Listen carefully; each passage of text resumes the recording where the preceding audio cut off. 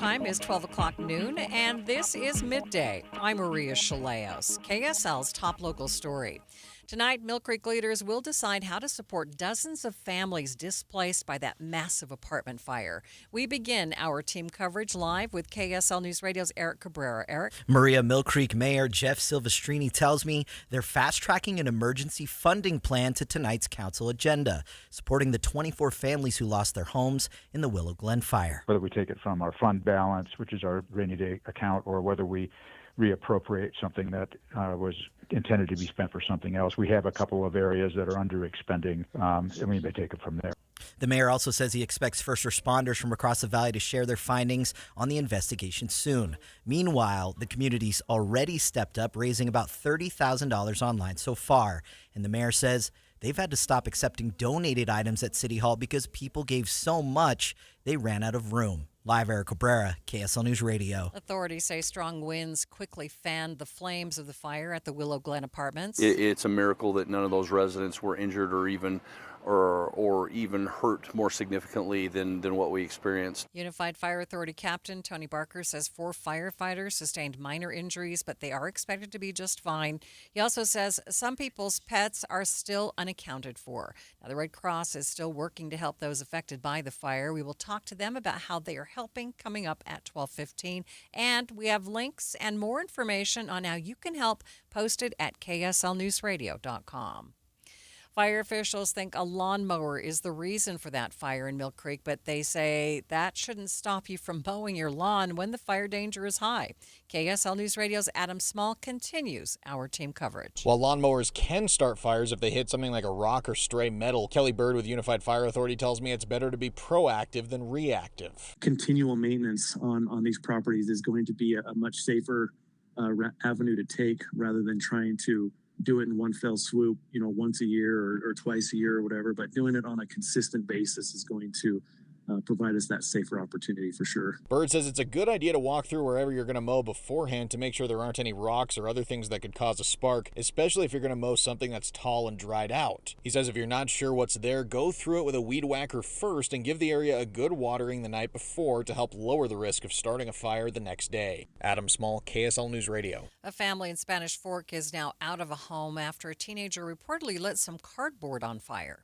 Spanish Fork Fire and EMS say that it was near 900 East Canyon Drive. The fire quickly spread from the cardboard to the basement.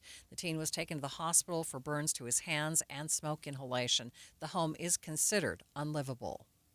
Several people were taken to the hospital Sunday afternoon after 2 accidents happened less than a block away from each other. Both accidents happened on 4700 South in Taylorsville at and near the I-215.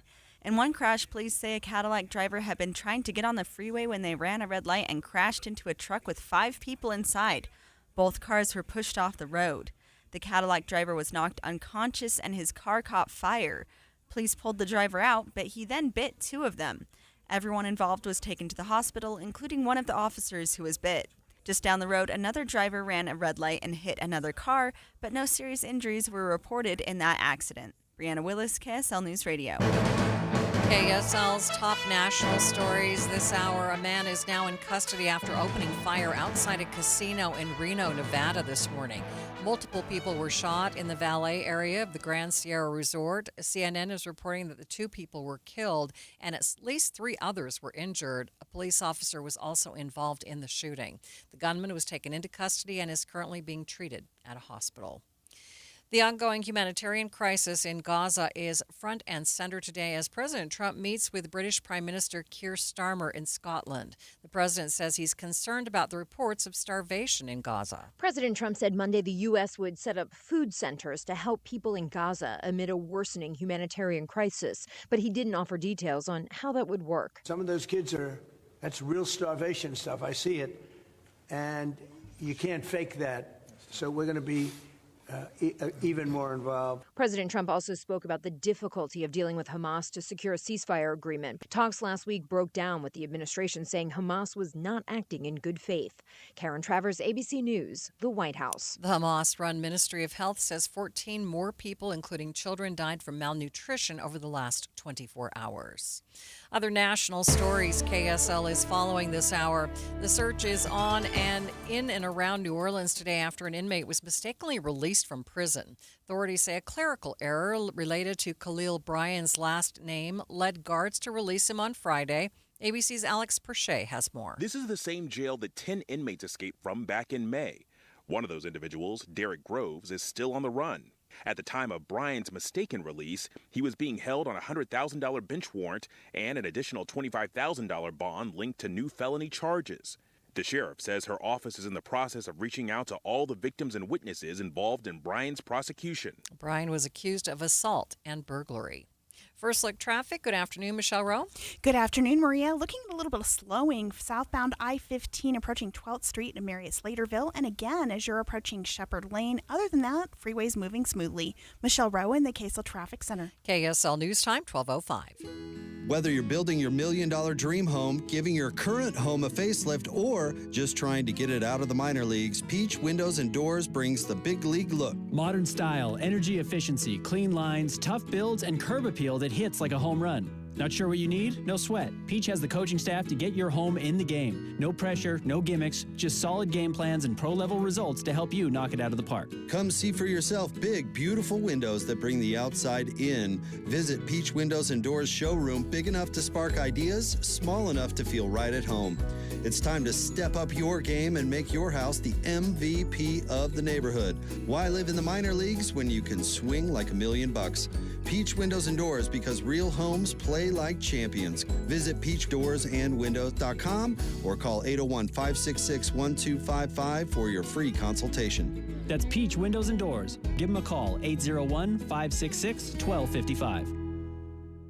Don't let the wrong gear cost you that trophy animal. Upgrade your arsenal with premium brands at great prices during the Shields hunting sale event on now through August 3rd. From bows, crossbows, and archery accessories to camo from brands like First Light, Sitka, and Shields Outfitters, every piece of gear is hand-selected for serious hunters like you. Join the community of hunters who trust Shields experts to outfit their adventures and get more bang for your buck in-store or online now through August 3rd at Shields. Getting help with electrical repairs is easier than you think. All you have to do is call Any Hour Services or schedule an appointment at anyhourservices.com. No one helps more homeowners than Any Hour Services. Thank you for joining us for Midday. Recapping our top story this half hour, the city of Mill Creek is being inundated with donations as the community steps up to help those in the 24 apartment units that were lost in last week's fire. KSL News Time, 12:07.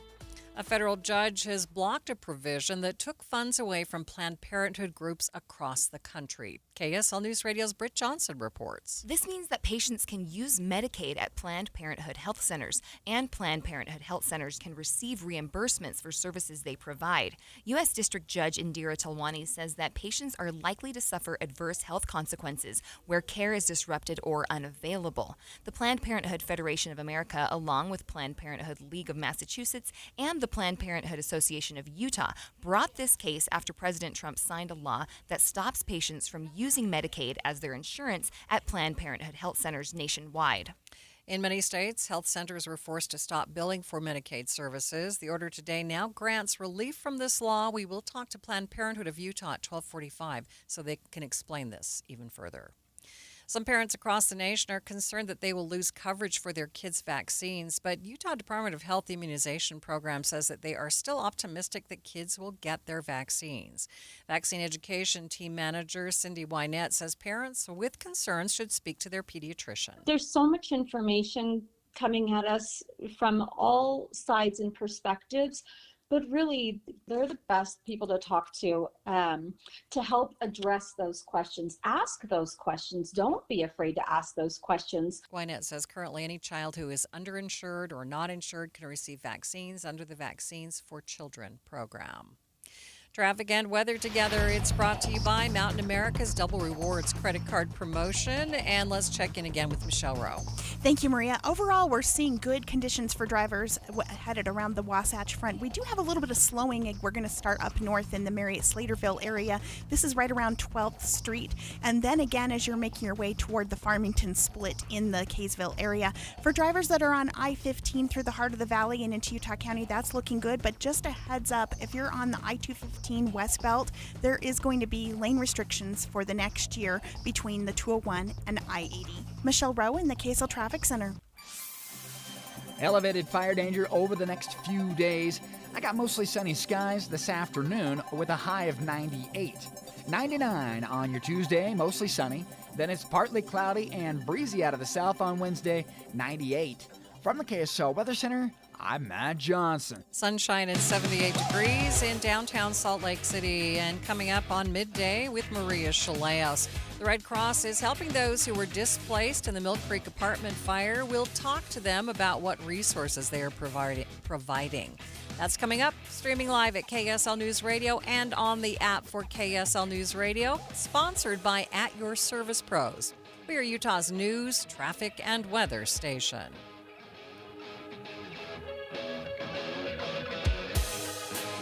Not going to lie, weekends are really tough. All of that summer grilling, family festivities really makes it tough to keep the pounds off. But one thing that I want to tell you about that's really been in my court is Salt Lake City fat loss, because after you lose the weight, you don't want to put it back on, and they have a great maintenance program to make sure that those pounds stay off. With the help of Salt Lake City Fat Loss, I lost more than 40 pounds, and I didn't have to, have those rigorous workouts for an hour a day to do that. This is an all-natural program. There are no injections or surgeries. It's just a simple combination of foods that burn off your stored fat, and they do so quickly so that you aren't frustrated with your inability to lose weight. The plan is also easy to follow with great resources that help keep you accountable. They have a great app. It gives you daily ideas of how to be successful. And right now, you can save $200. To learn more, just go to slcfatloss.com, or you can call them at 801-450-1882. Wouldn't it be great to lose up to a pound per day? That's what many of their clients lose. Just go to slcfatloss.com, slcfatloss.com.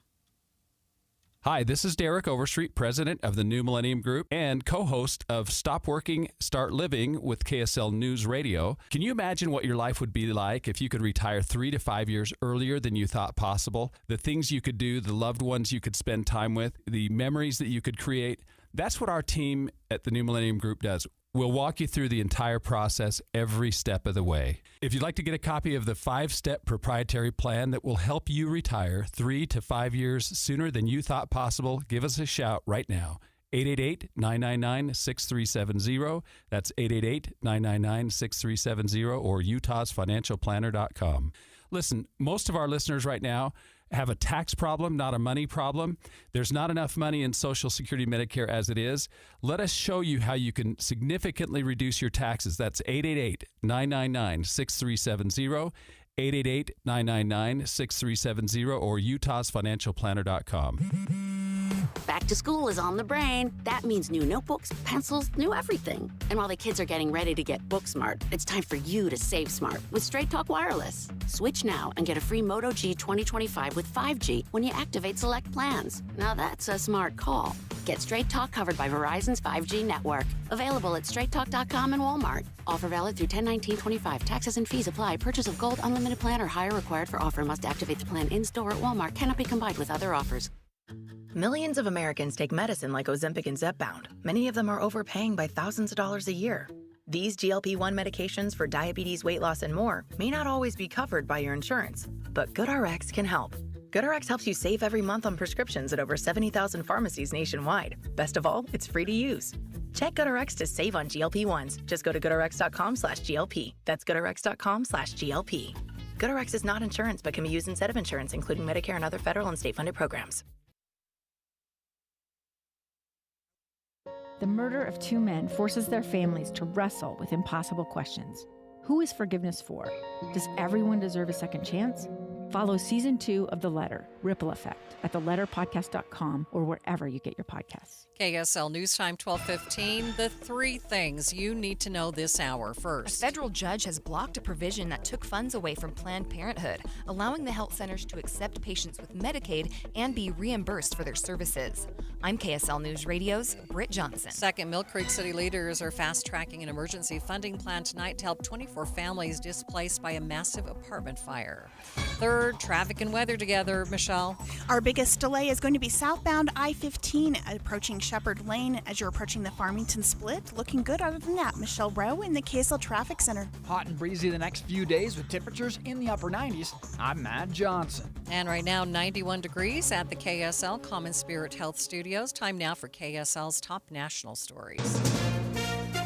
From ABC News, I'm Brian Clark. The world warns of a humanitarian crisis in Gaza. Israeli Prime Minister Benjamin Netanyahu says there is no starvation, but President Trump says Those children look very hungry, but we're giving a lot of money and a lot of food, and other nations are. in Gaza, a key topic in his meeting today with British Prime Minister Keir Starmer. ABC's Tom Sufi Burridge has more. President Trump is promising action on this issue. I mean, there is a lot of international momentum on it, and I think the UK government is clearly pressing the Trump administration to join them on this.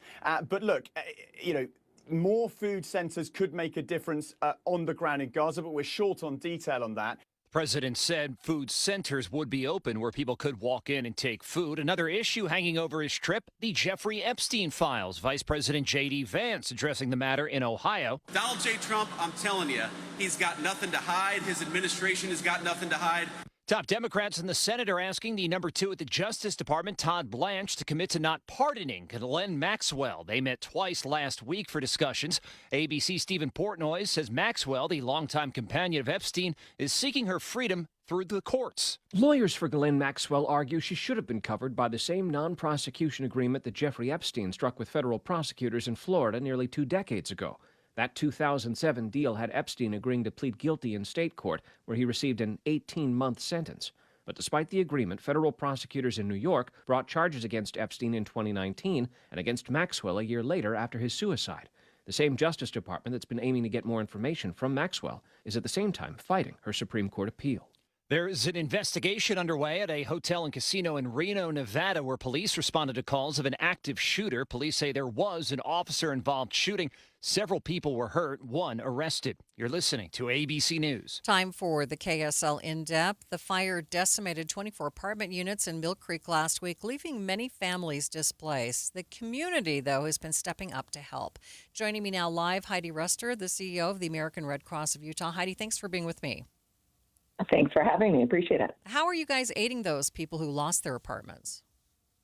Yeah, so right after the event happened, we were able to work with the Church of Jesus Christ of Latter-day Saints, their stake center that was just nearby, and set up an evacuation center along with our partners, and then be able to do some casework and case management with each of the families, helping to connect lodging, but also other financial resources, as well as mental health and health care and spiritual care for each of these families. So our volunteers were amazing and stepped in very quickly to really help these families, and we continue to develop recovery plans to get them to that next stable spot in their lives. Is there anything we've done also to help those residents who had lost pets in those apartments? Yeah, so I know we're working with each of those families accordingly and connecting them with resources related to their pets, whether it be emotional support and or other physical resources. We work with them in each situation. It's not an easy thing to go through to lose your home, but to lose your pet as well is really tough. So we're definitely working with each one of them accordingly. So have you been able to find places for these people to live? So I know right now we're working with the property management and other entities that have provided the families with some lodging support, and working with them to help determine their next apartment or other locations. So connecting a lot of resources we've gotten into those families, and hopeful they'll be able to find a place in the very near future. Mill Creek City has said that they've been inundated with help from folks bringing in items and such. What have you experienced? So in the evacuation center that we worked with the church on, as well as Mill Creek City, there was a lot of items received there that we then forwarded to Mill Creek City. Our focus with the families is to really connect them with very specific financial support initially so they can get exactly what they need for that emergency, and then connect them with other resources that are bringing these items in that they may or may not need, and make sure they're connecting there. We also work with Deseret Industries to get them vouchers as they need as well. So we really focus on the specific needs of the families, and a lot of times that financial support is the most effective initially. The devastation really hit home for a lot of folks. What is the best way that they can help?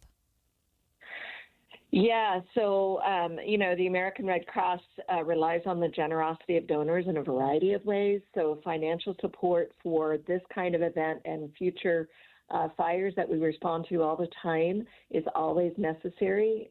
So that is always appreciated, as well as volunteer support. It's volunteers that made this happen. We were able to really get the needs addressed so quickly. But we always need new volunteers to do a variety of work, whether it's this kind of work with our fire victims or otherwise in the organization. Then lastly, we rely on blood donors to be able to address emergencies every day as well. So please consider joining us. You can always call 1-800-RED-CROSS or go to redcross.org/Utah to find out more information. But just to appreciate the interest and happy we were able to make a difference in these people's lives, and will continue to do so. Heidi, appreciate your time. Thank you for being with me.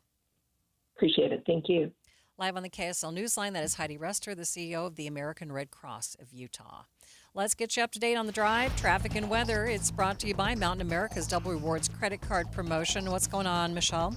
We have a crash that is southbound I-215 westbound. This is right about 1200 north off to the right, not causing any delays. The bigger trouble I'm seeing is westbound for drivers on 2100 north in Lehigh. That is as you're approaching Redwood Road. While you're planning your day, plan for comfort too with the Good Feet store. Find the location nearest you at goodfeet.com. I'm Michelle Rowe in the KSL Traffic Center. KSL 7-day forecast. Mostly sunny today with a high of 98. 99 tomorrow, mostly sunny. We'll go breezy on Wednesday, 98, partly cloudy, high fire danger.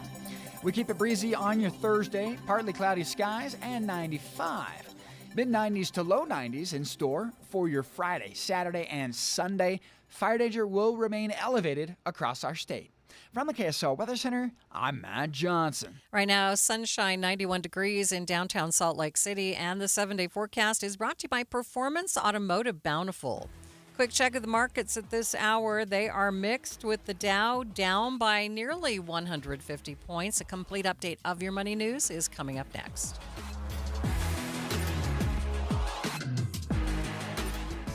Home sellers, do not lose money selling your home the old way. Make more money when you sell your home with a Bank Buster loan. This is Rod with the Save Right Realtor team at Realty Path. Average interest rates are in the mid to high sixes, but Save Right Realtors will market your home with a fixed rate as low as 4.75%. The ultra-low Bank Buster rate gives buyers monthly payments that are hundreds less than comparable homes. When your home is much more affordable, you get a larger pool of potential buyers who can buy your home. When buyers compare homes and see your home is hundreds less per month, you'll get a quicker offer and a higher sale price. Do not lose money selling your home the old way. Sell faster and make more money. Sell with Save Right. Sell with the Bank Buster loan. Call 801-APPROVE or visit SaveRight.com. I'm Ed Evans, CEO of Consumer Cellular. We're dedicated to serving people 50 and up like me. Our needs are different. Big Wireless wants us in an unlimited plan, but if you're not using all that data, you're probably getting used. At Consumer Cellular, we're focused on affordable, reliable plans, including data that suits your needs, not ours. Our plans start at just $20, and you'll get the best customer service in the business. Call 1-888-FREEDOM or visit consumercellular.com/fax. Plans include $5 credit for auto pay and e-billing. See site for additional facts. Tired of hearing scary radio ads about the IRS? Tax Relief Advocates is different. TRA is here to tell you that if you owe money to the IRS, whether it's $5,000 or $500,000, we have a solution. TRA can eliminate or reduce what you owe to the IRS with zero risk to you. We have over 1,000 5-star reviews on Google and an A+ with a BBB. End your tax nightmare today by visiting TRA.com or call 800-275-1728.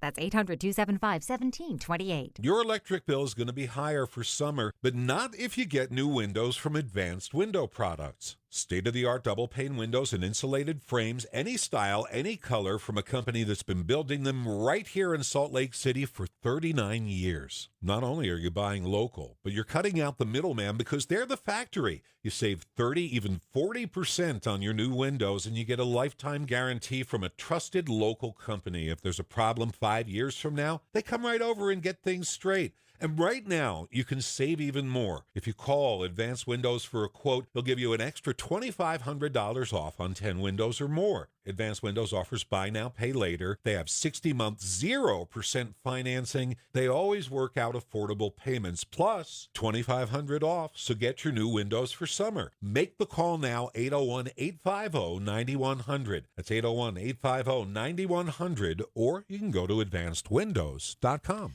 KSL News Time, 1225. Sports legend Deion Sanders, known as Primetime and current coach of the University of Colorado Buffaloes football team, says he's been battling cancer. ABC's Alex Stone has more. Wearing his signature white cowboy hat and denim overalls with emotion, Deion Sanders announced he has been battling an aggressive form of bladder cancer. He had his bladder removed, and his doctor sitting next to him says he is now cured. Sanders thanking God for being alive. You have no idea how good God has been for me to be here. He was caught during an annual exam. He's calling on everybody to get checked out. He said as a result of his surgery, there will be a porta potty for him on the sidelines at football games this season. Alex Stone, ABC News.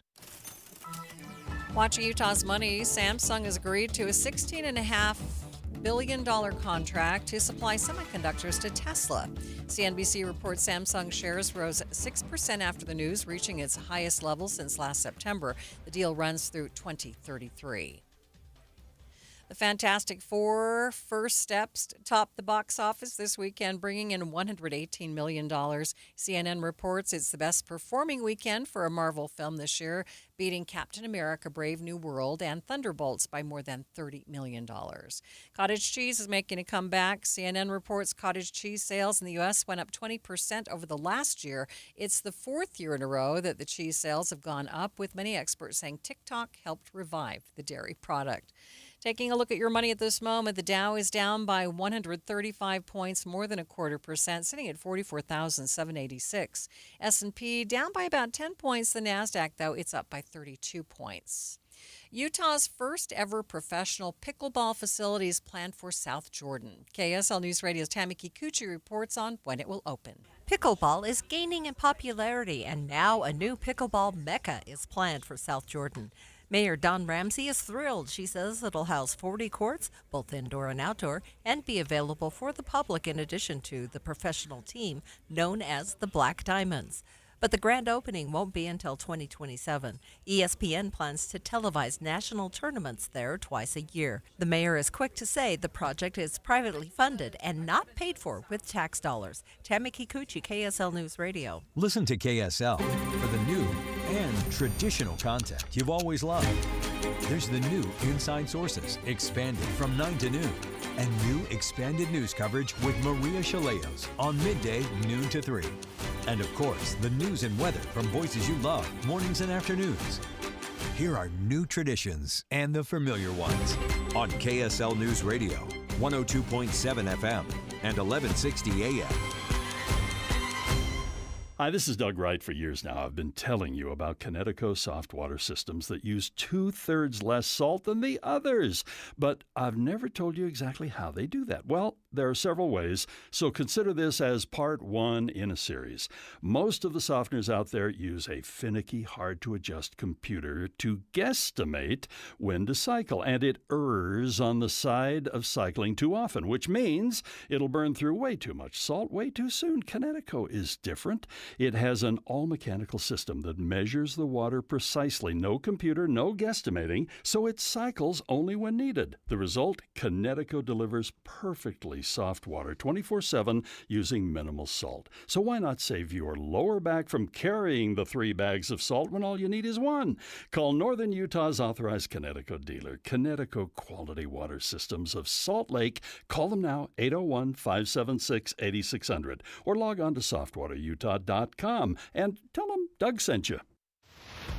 Traffic and weather together. It's brought to you by Mountain America's Double Rewards credit card promotion. And here's Michelle Rowe.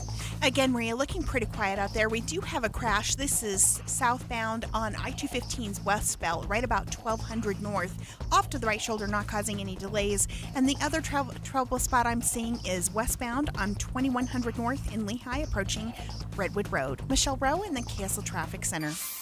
Hey, mostly sunny skies today with a high of 98 degrees and a bit of an afternoon breeze. Overnight recovering to 72. Tomorrow, 99, mostly sunny. We go partly cloudy and breezy by Wednesday. From the KSL Weather Center, I'm Matt Johnson. Sunny but breezy, 93 degrees in downtown Salt Lake City. It's 88 in Provo, St. George, also at 93. You're listening to Midday with Maria Shilaos on KSL News Radio, 102.7 FM and 1160 AM. Good afternoon. KSL News Time, 1230. KSL's top story this half hour. The Utah Supreme Court has dismissed a lawsuit that would have prevented the state from bringing back a case that could allow the sale of public land. On Wednesday, Judge Thaddeus May released the order denying the lawsuit brought by the Southern Utah Wilderness Alliance. Utah originally filed a motion in 2024 with the United States Supreme Court seeking an order to allow them to take over management of public lands and also ordering them to start disposing of 18.5 million acres of BLM lands. That same year, the Alliance submitted their case against Governor Cox and then Attorney General Reyes to prevent the sale. The U.S. Supreme Court eventually rejected the state's lawsuit, citing the Utah State Constitution, which says the people of Utah have forever given up rights to own unappropriated lands within the state. And in the order issued by Judge May last week, he says since the U.S. Supreme Court denied the state's lawsuit, it makes the Alliance's case moot. Brianna Willis, KSL News Radio. The Monroe Canyon fires burned 3 more cabins over the weekend as it grew more than double in size. The fire has drawn a large response with firefighters from over 34 states responding and led by the Great Basin Team 3. Spokesperson Jess Clark tells KSL TV a majority of the fire growth happened Friday afternoon into the evening. We had a big, what we call a pyrocumulonimbus cloud. A smoke column form out of that fire and then eventually collapsed on itself, which caused 60-mile-an-hour outdrafts. The high winds forced firefighters to retreat. As of this morning, the fire has burned over 23,000 acres and is still only 16% contained. A Utah lawmaker says President Trump's executive order on addressing homelessness will advance what the state has already been doing. KSL News Radio's Alexandria Bonilla reports. The order makes it easier for police to remove homeless encampments and fast-tracks funding to rehabilitation programs for those individuals. Representative Clancy tells Inside Sources the government has previously been working under the philosophy of housing first, meaning someone won't get stable until there's a roof over their head. In practice, what that created was a set of rules and regulations that prohibited funding for any organization that tried to do anything beyond just here's a key to your new apartment. Clancy says Utah has been working to look at homelessness as a humanitarian issue, and this will only help. Alexandria Bonilla, KSL News Radio. KSL's top national stories. Lawyers for Jeffrey Epstein's former companion have submitted a new filing before the Supreme Court to overturn Ghislaine Maxwell's conviction on sex trafficking charges. Lawyers for Ghislaine Maxwell argue she should have been covered by the same non-prosecution agreement that Jeffrey Epstein struck with federal prosecutors in Florida nearly 2 decades ago. That 2007 deal had Epstein agreeing to plead guilty in state court, where he received an 18-month sentence. But despite the agreement, federal prosecutors in New York brought charges against Epstein in 2019 and against Maxwell a year later after his suicide. The same Justice Department that's been aiming to get more information from Maxwell is at the same time fighting her Supreme Court appeal. ABC's Stephen Portnoy reporting. Other national stories KSL is following. President Trump is reiterating his frustration with the ongoing war in Ukraine and says he's not pleased with the Russians. Talks to end the war have all but stalled, and the president, who is with British Prime Minister Keir Starmer in Scotland, said that he's reducing the amount of time he's giving Russian President Vladimir Putin to come to the negotiating table. I'm going to make a new deadline of about 10 or 12 days from today. There's no reason in waiting. Hundreds of Russian drones were launched into parts of Ukraine overnight. Most were shot down, but at least 8 people were hurt in Kyiv when a drone hit a high-rise apartment building. Thailand and Cambodia have agreed to a ceasefire after 5 days of heavy fighting along a portion of their border that has been disputed for decades. That's after the deadliest fighting between the two countries in more than a decade, which saw at least 36 people killed and prompted hundreds of thousands of civilians to flee those disputed border areas. Now, the ceasefire announcement, it comes amid pressure from President Trump, who posted on Truth Social on Saturday saying he'd pause trade talks with both countries if hostilities continue. ABC's Britt Clennett reporting. A new partnership is looking to give those with autism more career opportunities in a field that's desperate for more workers.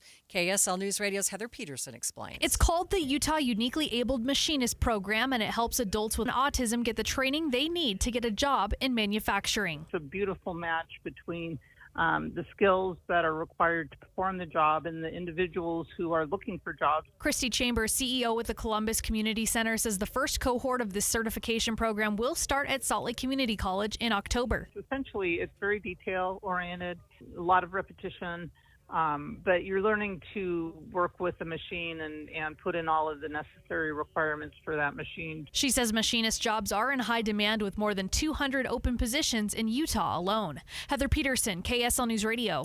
Let's check First Look traffic. Here's Michelle Rowe. Still looking at some delays, Maria, southbound I-15 between Burton Lane and Shepherd Lane. Michelle Rowe in the KSL Traffic Center. KSL News Time, 12:36. This Friday, join KSL News Radio in Hale Center Theater as the movie show broadcasts live at the theater beginning at 11 a.m. 9900 South Monroe Street in Sandy. 2026 season tickets go on sale this Friday, August 1st. If you're a current season ticket holder, you can renew your tickets now for the 2026 season before they go on sale to the general public August 1st. But beginning Friday, August 1st, 2026 season tickets go on sale to everyone. The 2026 season includes Peter Pan Goes Wrong, Hallmark, My Fair Lady, Harmony, Our Town, Joseph and the Amazing Technicolor Dreamcoat, Ken Ludwig's Moriarty, and Anastasia. And playing now on the center stage is Footloose the Musical. Go to hct.org for the full schedule and more details, or call 801-984-9000. Don't miss your chance to get season tickets now for the 2026 season before they go on sale at hct.org.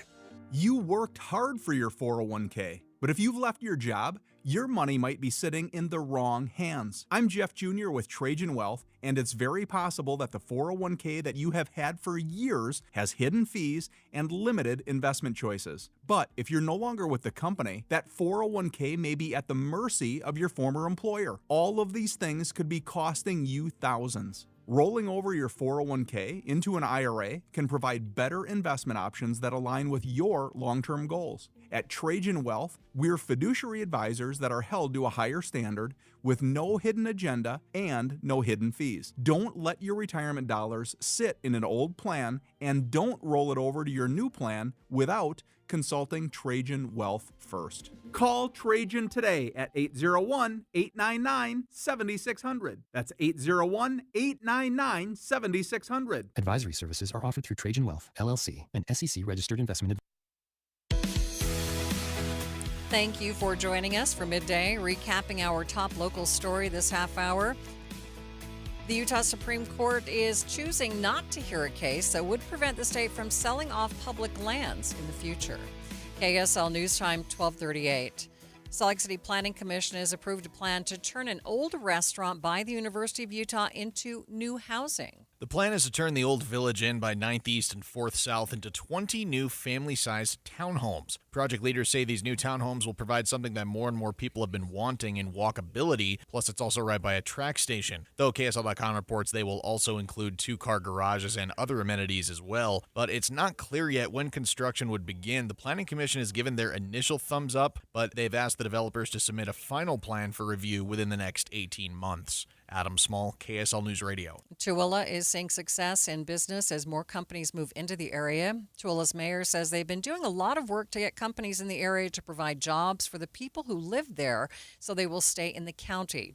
Economic Development Director John Perez says that the sales taxes provide other benefits. That's money that goes to the school district. It's ways that we don't have to raise taxes on residents. He says this can also help traffic with less people commuting, which leads to everyone having more time in their day to spend with their families or doing activities in town. Utah Lake tourism raked in over $74 million last year, and that's just the amount of money spent by people from outside of Utah County. KSL News Radio's Vril Johansson has more. A new Ernst & Young economic study showed that visitors who came from outside of Utah County logged over 1 million days at the lake in 2024. Utah Lake Authority Executive Director Luke Peterson says the study shows Utah Lake's significant contributions to the economy, helping support more than 800 jobs and bringing in nearly $10 million in state and local taxes. Peterson says they focused the study just on people outside of Utah County to show how much impact the lake brought from outside of the area. New research finds the state of Utah has almost 2,800 hiking trails available, making it the third best state for a hike. KSL News Radio's Heather Kelly explains. Locally based shoe company Kuru Footwear tells KSL TV they compiled the rankings of all the trails in the U.S., along with nice weather and how many parks are in each state for its list. California took the top spot as the best state for hiking, with Colorado in second. Close behind is Utah, with an average 4.4 out of 5 stars for its hiking trails. Kuru Footwear states the blend of mountains, red rocks, and the driest climate were among the reasons for Utah's number 3 ranking. Traffic and weather, it's brought to you by Mountain America's Double Rewards credit card promotion. Michelle? Overall, I-15 running at posted speeds, Maria, but we have a little bit of slowing. This is due to ongoing construction southbound I-15 between Burton and Shepherd Lanes. Now, for drivers that are on 2100 North in Lehigh, westbound headed toward Redwood Road, that is a slowdown. And then just a heads up for drivers, this is going to be a year-long project. There will be lane restrictions on I-215's west belt between the 201 freeway and I-80. Deseret First Credit Union is turning 70, and now it's their turn to say thank you, with special member giveaways happening all year long. Visit dfcu.com to learn more. I'm Michelle Rowe in the KSL Traffic Center. Hey, mostly sunny skies today with a high of 98 degrees. We'll flirt with triple digits again tomorrow with a high of 99, mostly sunny. It's partly cloudy on Wednesday afternoon, breezy out of the south, and a high of 98. From the KSL Weather Center, I'm Matt Johnson. Sunny, breezy, 93 degrees in downtown Salt Lake City. Coming up on Midday, Planned Parenthood of Utah is praising a new court ruling that would allow patients to use Medicaid for their services. We'll get details from them on that case. Coming up, streaming live at KSLNewsRadio.com and on the app for KSL News Radio. We are Utah's news, traffic, and weather station.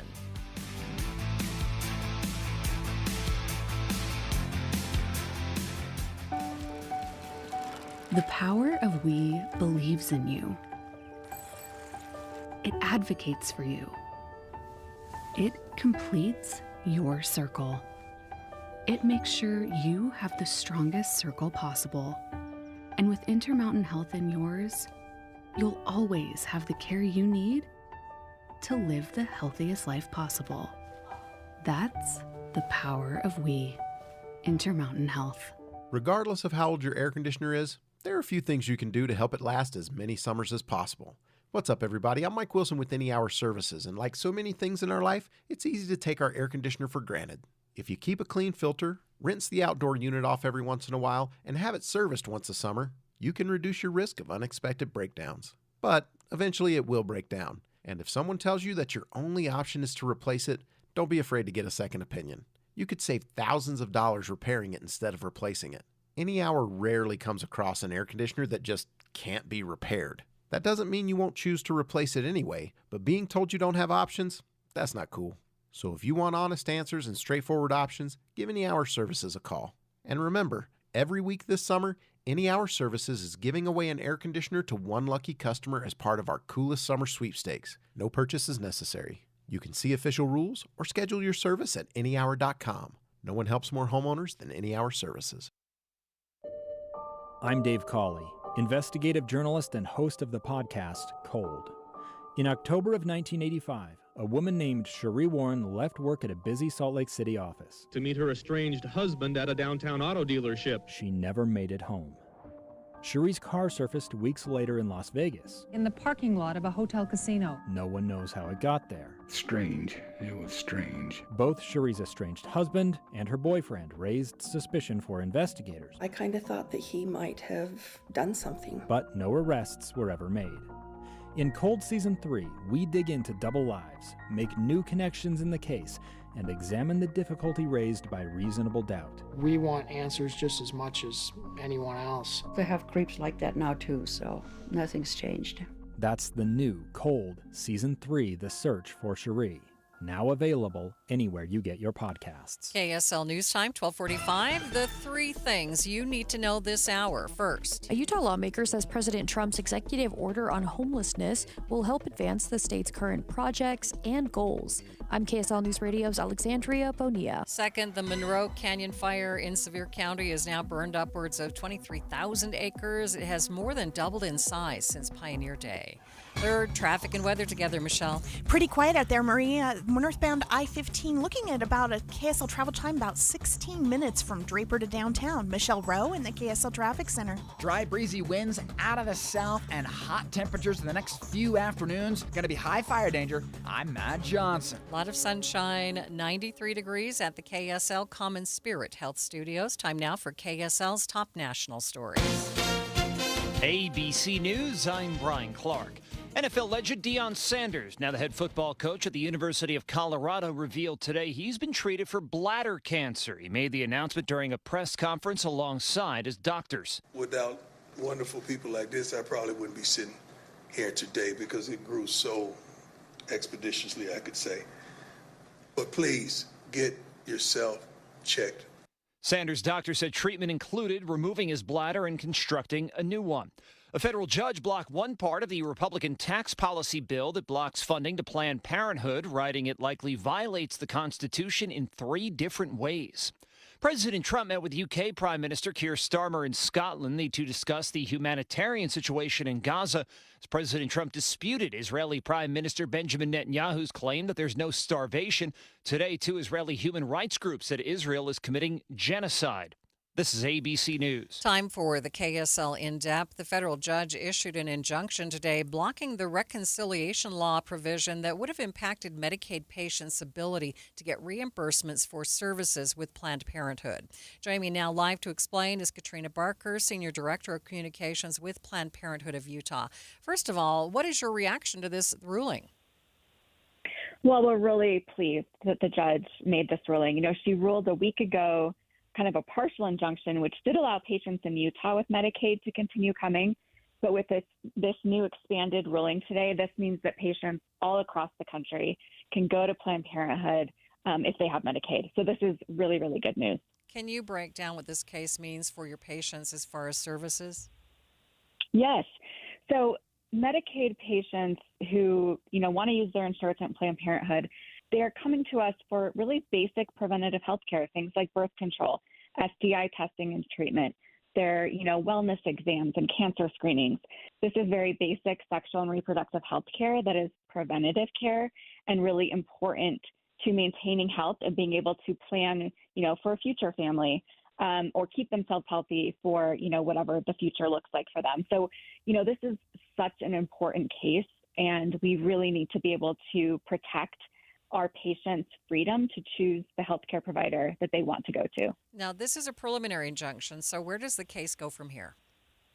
Yeah, so this is just, an early step in what is usually a very long process with these legal cases. We do expect this injunction will get appealed by the Department of Justice, and, we don't know the exact timing of that. And then, of course, the case will actually go to its actual trial. So right now, this is all just in the early stages, and we're trying to keep the law blocked so that patients can continue to get care. So how was Planned Parenthood of Utah involved in this case? Yeah, so we are a named plaintiff. The Planned Parenthood Federation of America is one of the plaintiffs as well, representing all Planned Parenthood members. But Planned Parenthood Association of Utah and Planned Parenthood League of Massachusetts are the 2 other named plaintiffs. And we're just able to provide perspective into the impact that it has on our patients here in Utah. We are a bit unique in that we have actually a lower amount of Medicaid patients here in Utah. So we didn't meet some of the criteria that were laid out in the law. And that is one of the reasons why we're in this lawsuit. All right. Thank you for your time today. Thank you. That is Katrina Barker, Senior Director of Communications with Planned Parenthood of Utah.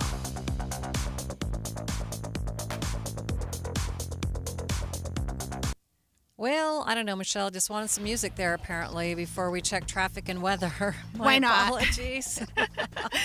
I think I'm in total summer mode now. My brain has gone on vacation. What's happening on the drive? Well, we're seeing good speeds, Maria, for drivers I-15, enjoying really good conditions at this point. The biggest delay I'm seeing on I-15 is ongoing construction southbound between Burton and Shepherd Lane. For drivers in the heart of the valley, again, looking at really good speeds. We're seeing some slowdowns, though, 2100 north in Lehigh as you're approaching Redwood Road. Michelle Rowan, the KSL Traffic Center. KSL 7-day forecast, 98 today, mostly sunny skies. We'll go 99 tomorrow with an afternoon breeze on Tuesday. Partly cloudy, 98, breezy out of the south on Wednesday. Keeping those afternoon breezes on Thursday. Mix of sun and clouds, 95. Mid to low 90s, Friday, Saturday, and Sunday. From the KSL Weather Center, I'm Matt Johnson. And right now it's 93 degrees in downtown Salt Lake City. And there, now we can have a little bit of music. And the 7-day forecast is brought to you by Performance Automotive Bountiful. Quick check of the markets at this hour. Dow seeing a bit of improvement, but still down by more than 100 points. A complete update of your money news is coming up next.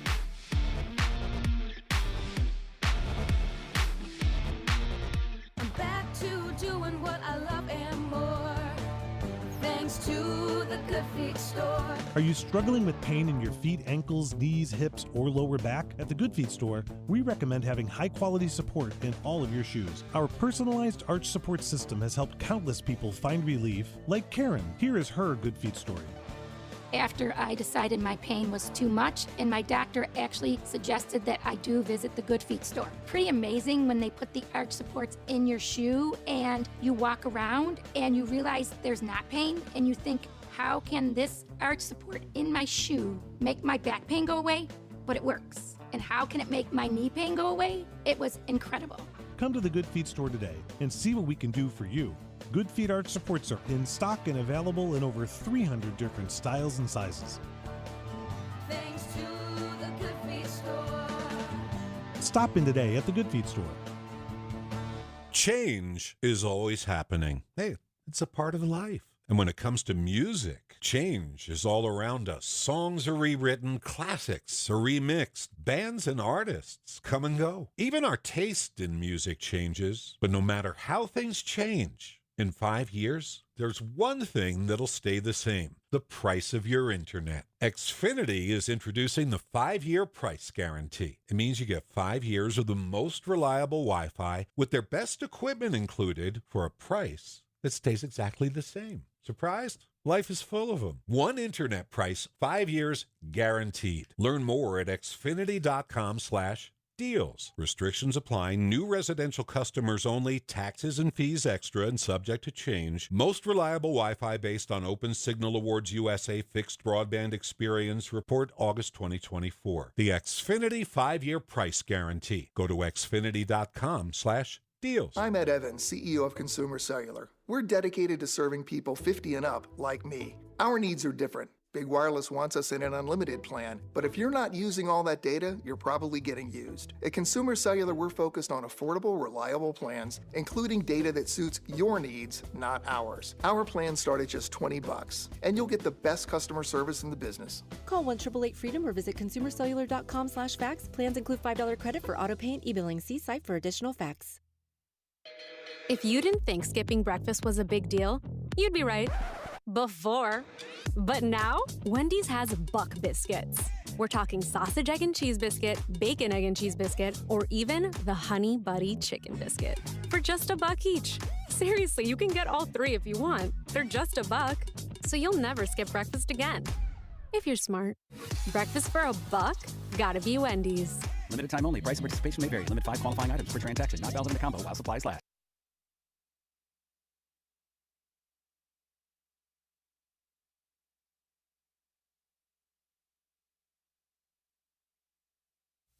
KSL News Time is 12:54. A popular phone app intended to help women spot danger in the virtual dating world has been targeted by hackers. ABC's Jim Ryan reports. In the age of online dating, you're a little worried about going out with a complete and total stranger. Relationship specialist Anna Morgenstern says some men have criminal or marital records they don't share with their dates. Using a site like T to search their name to see if there's anything been written up about them could be very powerful. Now, T acknowledges that it's been hacked and that data of women who signed up before February of 2024 was stolen and posted publicly online. Jim Ryan, ABC News. Watching Utah's money, Boeing is expecting a strike in St. Louis after union workers that help produce U.S. fighter jets rejected a proposed contract last night. The International Machinists and Aerospace Workers Union said members overwhelmingly voted against the contract that would have increased wages by 20% over 4 years, despite union leaders recommending workers accept the offer. National Highway Traffic Safety Administration is recalling more than 120,000 Jeep vehicles. USA Today reports the headrest on seats in the second row don't lock into place like they should, causing problems for 2023 and 2024 Jeep Grand Cherokees. Alibaba is coming out with their own set of AI smart glasses. CNBC reports the Quark AI glasses will launch in China by the end of the year. Company says the glasses will not only help with hands-free calling, but also things like real-time language translation and meeting transcription.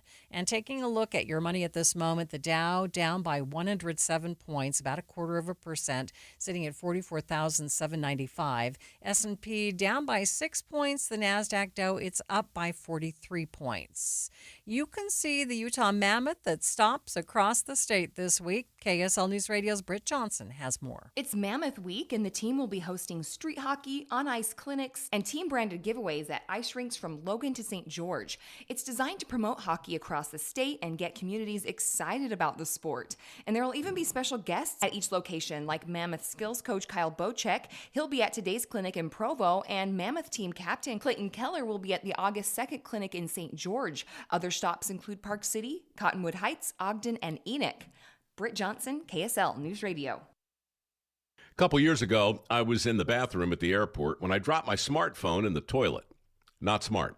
I was multitasking when I should have been focused on the job at hand. Embarrassing, but I'm not alone. According to Google, 7 million other multitaskers accidentally dropped their phones into the bowl last year. A gentle reminder that right now you can get yourself a brand new Samsung Galaxy A36 absolutely free with a $35 plan from Pure Talk. The A36 comes with scratch-resistant Gorilla Glass and a battery that'll last all day, along with unlimited talk, text, and data on America's most dependable 5G network. In other words, it's tough and smart. Something to think about next time you're multitasking in the necessary. Just dial pound 250, say keyword Mike Rowe to get your free phone today. You can make the switch in just 10 minutes. That's pound 250. Say Mike Rowe to switch to a no-nonsense smartphone and a company that actually stands for something.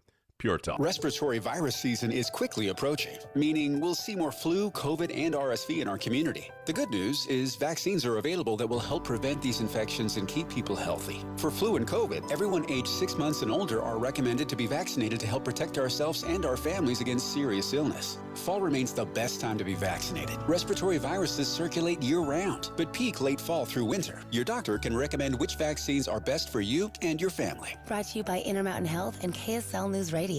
When I have an asthma attack, I feel scared.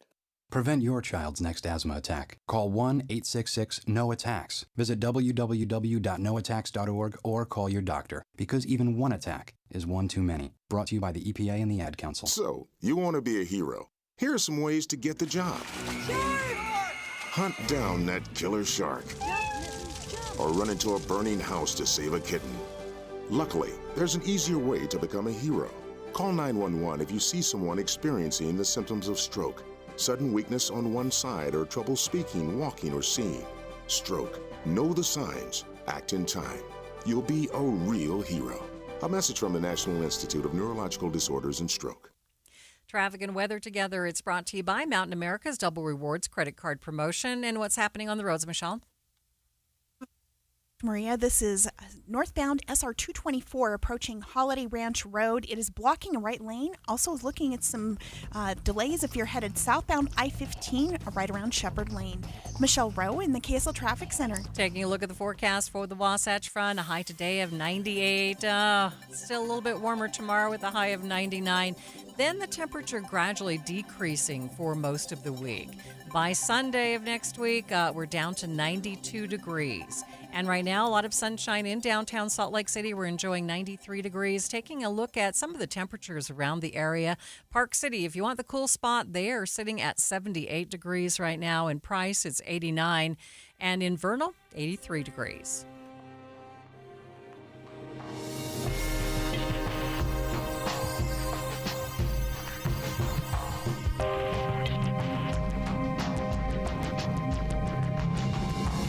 KSL FM Midvale. KSL Salt Lake City. From the KSL Common Spirit Health Studios, this is KSL News Radio. Utah's news, traffic, and weather station. A massive plume of smoke filling the valley. A fire destroying 2 apartment buildings. The city of Mill Creek now stepping in to help victims. We want to do what we can to assist 24 families that were displaced by their units being completely burned down. So we'll be considering that tonight. The time is 1 o'clock on Monday, July 28th. It's midday. I'm Maria Shilaos. Coming up, more on the investigation and the response from community members trying to help those who have lost their homes. Also this hour, I think the best thing that parents can really do is just talk with their pediatrician or their primary care provider. With less than a month until Utah kids go back to school, what do you need to know about vaccinations? We'll get some answers. But first, our top stories. Salt Lake City now says their public utilities department owns and operates the land adjacent to the Willow Glen Apartments, which burned in last week's Mill Creek fire. Fire officials say it was started because of a lawnmower. The public utilities director says the land is used as a maintenance yard and houses numerous groundwater wells that comprise some of the valley's drinking water supply. At this time, there is no threat to the drinking water supply in any of the municipalities served by Salt Lake City. 24 apartments burned, though, displacing all who lived there. Representative Tyler Clancy says President Trump's executive order last week addressing homelessness will only help the state advance its goals. Not only did it acknowledge the complexity of this issue, but now it's directing those federal agencies that for years, for over a decade, have prohibited funds to go to these more unique or innovative programs. It opens the door. He tells Inside Sources it allows the government to look at homelessness through a more humanitarian lens by allowing local police departments to take down encampments and sending those in need of rehabilitation to facilities or addiction clinics. Our top national story this hour from ABC News. An active investigation is underway outside of a hotel at a casino in Reno, Nevada. It's not clear yet what motivated the shooting in the valet area of the Grand Sierra Resort and Casino in Reno. It was around 7:25 in the morning when an active shooter was reported. Police arrived and found victims and a suspect. There was an officer-involved shooting. An alleged shooter was arrested. Reno Police Chief Catherine Nance. Officers then located several victims of gunshot wounds. And while the chief won't talk about deaths, a Reno City Councilman says in a statement that lives were lost in the shooting. Alex Stone, ABC News. Other national stories KSL is following. There's a bipartisan call for Congress for the Trump administration to release the case files related to the late sex offender Jeffrey Epstein. Republican Tom Massey and Democrat Ro Khanna are pushing to make the records public while protecting the identity of the victims. But Congress isn't in session now. What he and Ro Khanna would have to do is do something called a discharge petition, which would essentially force this bill onto the floor against the wishes of leadership. They would need the support of all House Democrats and, again, a pretty big, significant chunk of House Republicans to actually push this bill out onto the floor. And the quickest they could do that would be September, because the House is out on recess until the late summer. ABC's Jay O'Brien reporting. Taking a look at your money at this moment, the Dow is down by 108 points, about 0.25%, sitting at 44,794. S&P down by 6, and the NASDAQ, it's up by 43 points. Traffic and weather, it's brought to you by Mountain America's Double Rewards credit card promotion. Michelle? Crews are still working on this crash northbound SR 224 approaching Holiday Ranch Road. This is blocking the right lane, and then 2100 north in Lehigh still busy as you're approaching Redwood Road. Michelle Rowan, the KSL Traffic Center. Our temperature is staying in the upper 90s for the next 3 days before starting to drop down into the low 90s. Right now, 93 degrees at the KSL Common Spirit Health Studios. Mornings are for recharging. And they're for starting your day right. We volunteer to join you in the car. Get news and weather at 102.7 FM during the most important part of your day. Andy and Amanda, each morning between 5 and 9 on KSL News Radio. Any Hour Services can make sure your AC keeps you cool this summer. Whether you need a tune-up, repair, or just a second opinion about replacing it, call Any Hour Services or visit anyhourservices.com. 10 years ago, Les Olson IT set out to do more than fix copiers and printers. We set out to become the IT team Utah businesses count on. Today, we're proud to celebrate a decade as Utah's managed IT service provider, trusted by thousands of local companies for secure, reliable tech support. Thanks for trusting us. Here's to the next 10 years of innovation, protection, and partnership. Visit lesolson.com to learn more. Les Olson IT. Worried about market losses? If headlines are keeping you up at night, it's time to take control. Hi, I'm Jeff Jr. with Trajan Wealth, and I know you've worked hard to save. But in times like these, what if can turn into what now? If you're planning to retire or are in retirement, you need a strategy that helps protect your future. At Trajan Wealth, you can capture market gains, protect your account from losses, and guarantee income for life. Right now, you could receive a bonus of up to 30% or annual growth of up to 10% for retirement income. You heard me right. An upfront bonus of up to 30% or annual growth of up to 10%, all guaranteed to boost your lifetime income in retirement. Don't leave your future to chance. Plan with confidence. Call Trajan today at 801-899-7600. That's 801-899-7600. Annuity guarantees are based on the claims paying ability of the issuing insurance company, DBA, in most states as Trajan Wealth Insurance Solutions. We are learning more about how Mill Creek city leaders are stepping up after that massive apartment fire. Thanks for tuning into Midday. I'm Maria Shilaos. KSL News Radio's Eric Cabrera is here with new details from the mayor and what the city is planning for families who lost everything. What's going on? That's right, Maria. Mill Creek's city council meeting is actually tonight. And they've added an emergency agenda item to figure out how to get funding to the 24 families who lost their homes in Friday's apartment fire. I did speak with Mill Creek Mayor Jeff Silvestrini today. He says the city wants to move quickly to approve financial help. Okay, so the city's trying to get some money right away. That's right, exactly. The council is expected to talk through how much they can offer and where that money comes from, whether that's Mill Creek's Rainy Day Fund or money left over from departments that didn't spend their full budgets. The mayor says the goal is to help families replace essentials and find new housing. So explain, Salt Lake City owns the property where this all started? Yes, and today they've broken their silence on that, as you reported moments ago.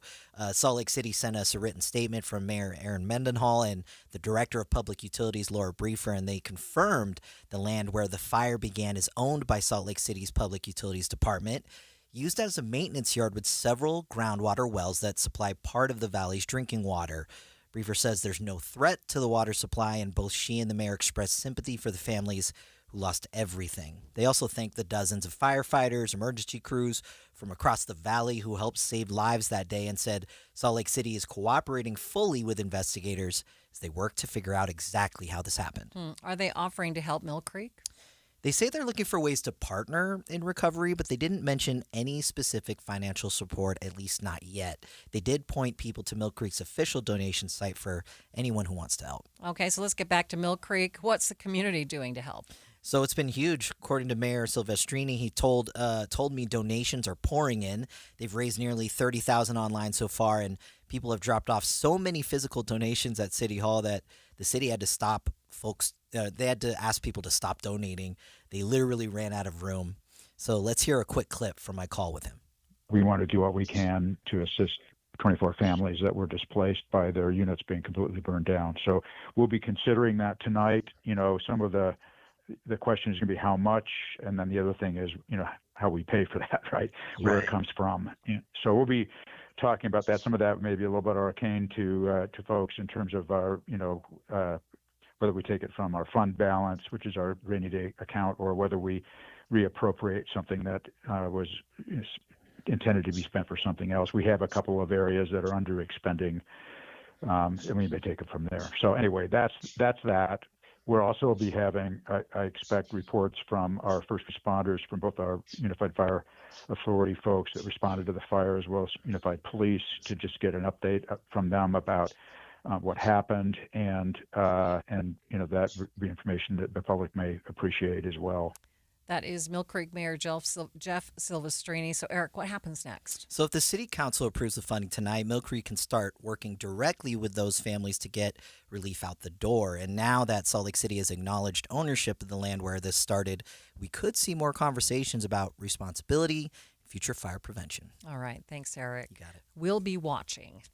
Like Eric just mentioned, community members have been stepping up to help those displaced by the fires. I spoke to the CEO of the American Red Cross of Utah, Heidi Ruster, to find out how they are helping those affected. Right after the event happened, we were able to work with the Church of Jesus Christ of Latter-day Saints, their stake center that was just nearby, and set up an evacuation center along with our partners, and then be able to do some casework and case management with each of the families, helping to connect lodging, but also other financial resources, as well as mental health and health care and spiritual care for each of these families. So our volunteers were amazing and stepped in very quickly to really help these families, and we continue to develop recovery plans to get them to that next stable spot in their lives.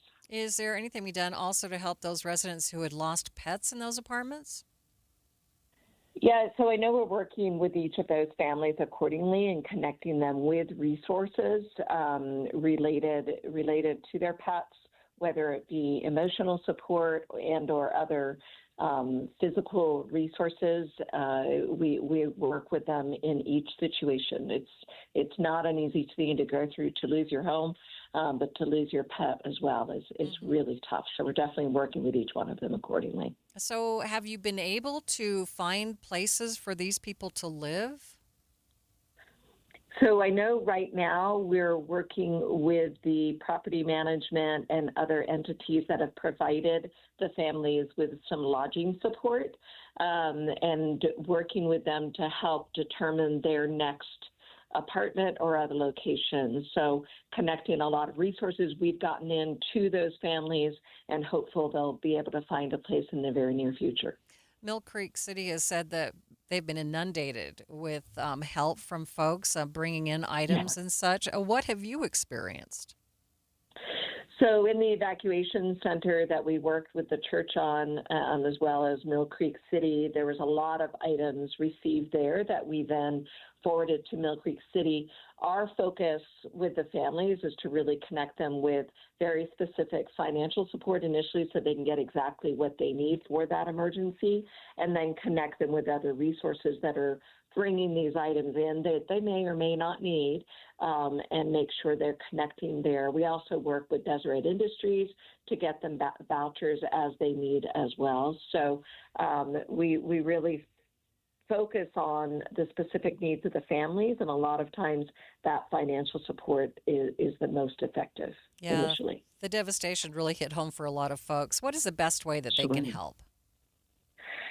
Yeah, so, the American Red Cross relies on the generosity of donors in a variety of ways. So financial support for this kind of event and future fires that we respond to all the time is always necessary.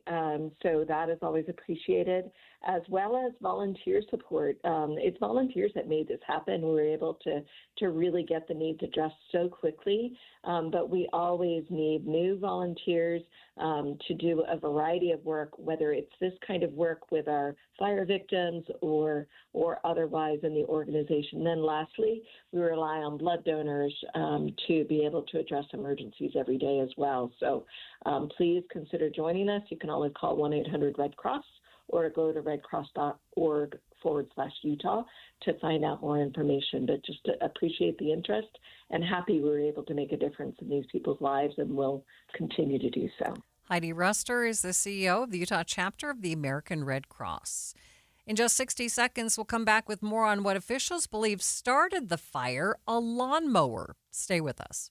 This Friday, join KSL News Radio in Hale Center Theater as the movie show broadcasts live at the theater beginning at 11 a.m. 9900 South Monroe Street in Sandy. 2026 season tickets go on sale this Friday, August 1st. If you're a current season ticket holder, you can renew your tickets now for the 2026 season before they go on sale to the general public August 1st. But beginning Friday, August 1st, 2026 season tickets go on sale to everyone. The 2026 season includes Peter Pan Goes Wrong, Hallmarked, My Fair Lady, Harmony, Our Town, Joseph and the Amazing Technicolor Dreamcoat, Ken Ludwig's Moriarty, and Anastasia. And playing now on the center stage is Footloose the Musical. Go to hct.org for the full schedule and more details, or call 801-984-9000. Don't miss your chance to get season tickets now for the 2026 season before they go on sale at hct.org. We are continuing our coverage of that devastating fire that burned down 2 apartment buildings in Mill Creek. Fire officials think a lawnmower started that fire. So should you be mowing your lawn at all when fire danger is this high? KSL News Radio's Adam Small says yes. While lawnmowers can start fires if they hit something like a rock or stray metal, Kelly Bird with Unified Fire Authority tells me it's better to be proactive than reactive. Continual maintenance on these properties is going to be a much safer avenue to take rather than trying to do it in one fell swoop, once a year or twice a year or whatever. But doing it on a consistent basis is going to provide us that safer opportunity for sure. Bird says it's a good idea to walk through wherever you're going to mow beforehand to make sure there aren't any rocks or other things that could cause a spark, especially if you're going to mow something that's tall and dried out. On top of mowing, he says taming shrubs, weeds, or other things on your property are also key to protecting your home from a fire. We're really trying to push that message out there that look around your home, on the exterior of your homes, your properties, trees, shrubbery, bushes. Are they growing up against your home? Are they thick? Are they untrimmed? Are they untamed? Are they kind of overgrown? Are they reaching your roof?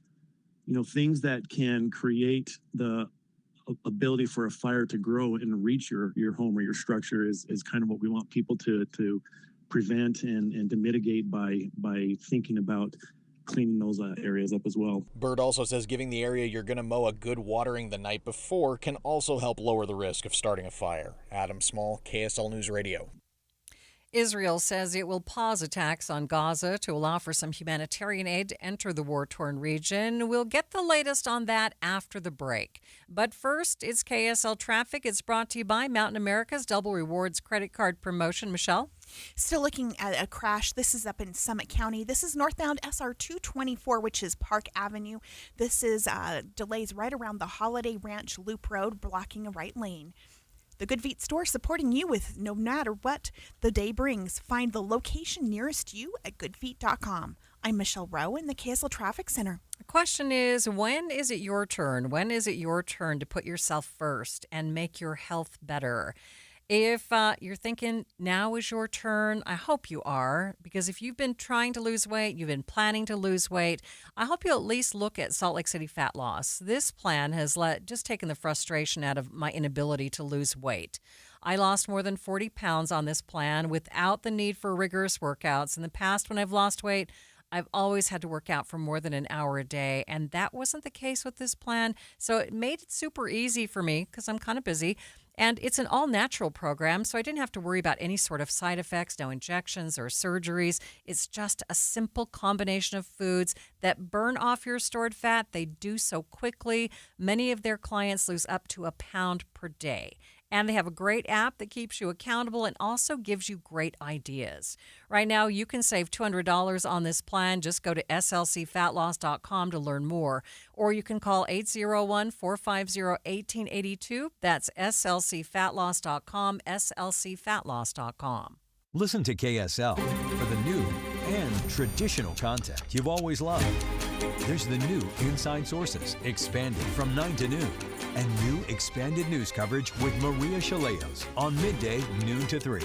And of course, the news and weather from voices you love, mornings and afternoons.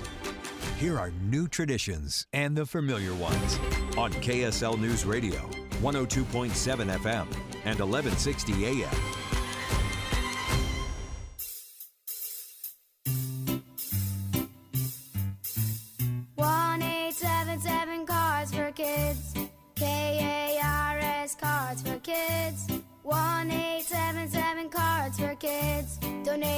your car today. 1-877 Cars for Kids. KARS Cars for Kids. 1-877 Cars for Kids. Donate your car today. Donate your car today at carsforkids.org. That's cars with a K. Your car, running or not, can be picked up as soon as the next day. You'll get a maximum tax deduction and a vacation voucher. 1-877 Cars for Kids. KARS Cars for Kids. 1-877 Cars for Kids. Donate your car today. Now accepting donations of land, homes, buildings, or any kind of real estate. Are you thinking about buying medicine online? A search for online pharmacies yields more than 20 million results. But which ones can you trust? Medicines bought from unlicensed online pharmacies can be dangerous. You may get a fake drug, your condition may get worse, or you may experience a bad reaction. Don't put your health at risk. To learn how to find an online pharmacy that's safe and legal, visit fda.gov/BeSafeRx. A message from the U.S. Food and Drug Administration. Tim Hughes back at Replenish Landscape Garden Products. Mike, Greg, and I were just talking about more ways for you to conserve water this time of year, which, of course, is going to save you money. And the first thing right off the top, Greg, is the Replenish. Not only is it going to provide nutrients to your growing areas, but it's going to help you conserve water. That's right. As you look in your gardens, if your soil is baking, what they need is some insulating, and the Replenish is a great option for that. Rich in nutrients, it's dark, it looks wonderful, and will help suppress weeds as well as hold water. And Mike, when you put it down, as Greg said, it not only looks good, but it's going to give the nutrients that those plants need as they try to struggle through this hot season. Oh, absolutely. Yeah, it's the Replenish compost is full of nutrients and just will feed your plants. Buy it in bulk, buy it in bag, come get it yourself or have it delivered. Replenish Landscape Garden Products, 4660 South, 200 West in Murray. Call them at 801-262-5142 or go to replenishcompost.com. Replenish. It's good stuff. Why'd I go to the doctor? One day at the firehouse, I was so lightheaded I could barely stand. Even my crew noticed. Getting checked out was the right call. Turns out I have atrial fibrillation, which increases the risk of stroke about 5 times. Symptoms like irregular heartbeat, heart racing, chest pain, shortness of breath, fatigue, or lightheadedness can come and go. But if it's AFib, the risk of stroke remains. If you have symptoms, contact a doctor. I'm so glad I did. Visit NoTimeToWait.com, sponsored by Bristol-Myers Squibb and Pfizer. Wesley Financial Group is not a law firm, and Chuck McDowell definitely not an attorney. This is Chuck. If someone talked you into buying something really silly and you want to get out of that silly little thing, my advice, get the facts. Call me and I'll send you our timeshare exit kit absolutely free. Inside, you'll learn how timeshare works and all your options for cancellation. Call Wesley now for your free exit info kit. 800-486-9600. That's 800-486-9600. My name is Tom. My name is Cindy. We give to and volunteer with United Way at our community free health clinic. We know our time and money are going to the right places. We don't just wear the shirt. We live it. Give, advocate, volunteer. Live United. Go to liveunited.org. Brought to you by United Way and the Ad Council. You're listening to Midday with Maria Shilaos. An investigation is underway at this hour following a shooting outside a casino in Reno, Nevada. A suspect now in custody. News Nation's Nicole Burley reports. 2 people are confirmed dead, at least 3 others hospitalized after a shooting at a casino and resort in Reno, Nevada. An active shooter was reported near the valet area early this morning. Officers did exchange gunfire with that suspect. It happened at the Grand Sierra Resort. That man is now in custody. He's being treated at a local hospital. Police are calling this an active investigation. We'll continue to bring you updates on air and online at kslnewsradio.com. Turning to international news now, Israel is now pausing some military operations in Gaza to allow in humanitarian aid. This coming as the UN's World Food Program now says a third of the entire population of Gaza is going without food for days at a time. ABC's Jordana Miller is in Jerusalem and joins Start Here host Brad Milkey to discuss the latest developments. The Israeli army has announced that for 10 hours a day until further notice, there will be a pause in combat in 3 main areas: Gaza City in the north, Deir al-Balah in central Gaza, and al-Mawasi in the south. And that will enable, they say, civilians, Palestinians, to come and pick up food. It'll be in parallel with humanitarian corridors from 6 a.m. until 11 p.m. There'll be designated routes where UN trucks can come in, deliver food, people can pick it up. I came to get flour for my children because they have not tasted flour for more than a week. The Israeli army started airdropping food. We're going to see more of that in the days to come because the situation had gotten so acute. Why now, Jordana? What prompted this change from Israel? Well, I think it is because we hit a kind of tipping point, right, with mounting international pressure and outcry. We saw those images of mothers holding children that were skin and bones, legs that looked like twigs. It's a difficult feeling for me to see my daughter so sick, and I can't do anything for her.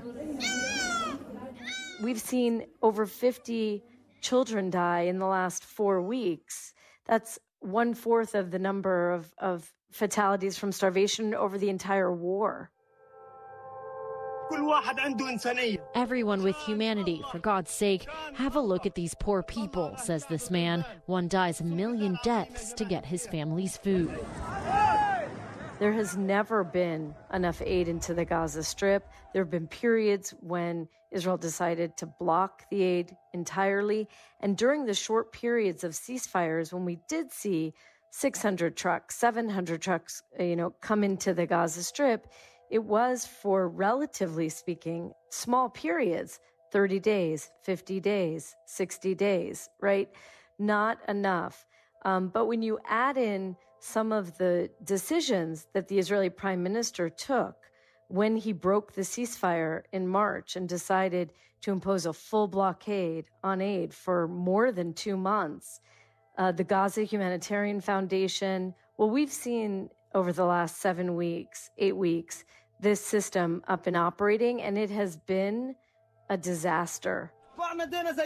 This man saying they raised their hands in peace to the soldiers, but the bullets came anyway. We've seen dozens of Palestinians killed almost every single day.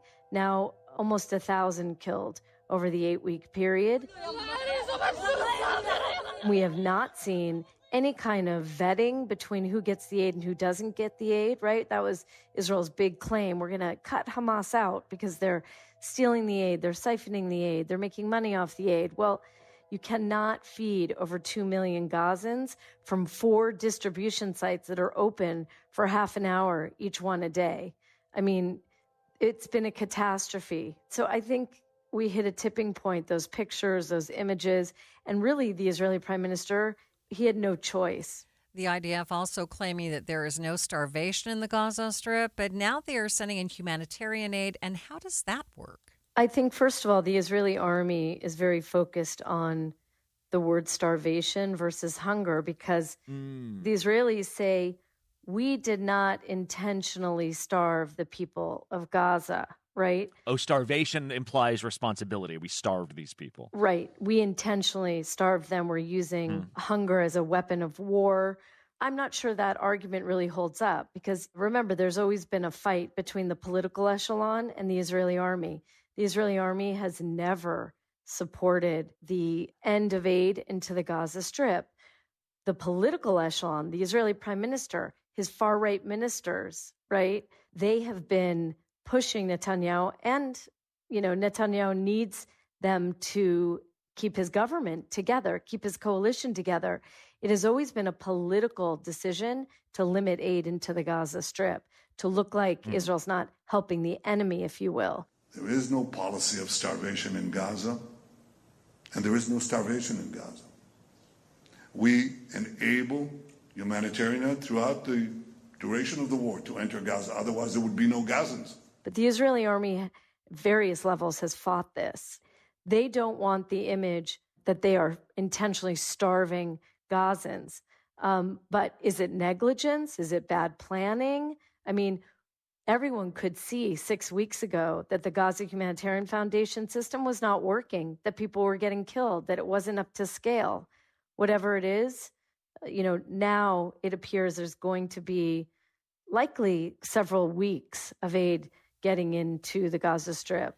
The ongoing humanitarian crisis in Gaza is front and center as President Trump meets with British Prime Minister Keir Starmer today in Scotland. The president says he's concerned about the reports of starvation in Gaza. Here's ABC News White House correspondent Karen Travers. President Trump said Monday the U.S. would set up food centers to help people in Gaza amid a worsening humanitarian crisis, but he didn't offer details on how that would work. Some of those kids that's real starvation stuff. I see it, and you can't fake that. So we're going to be even more involved. President Trump also spoke about the difficulty of dealing with Hamas to secure a ceasefire agreement. Talks last week broke down with the administration saying Hamas was not acting in good faith. Karen Travers, ABC News, the White House. The Hamas-run Ministry of Health says 14 more people, including children, died from malnutrition over the last 24 hours.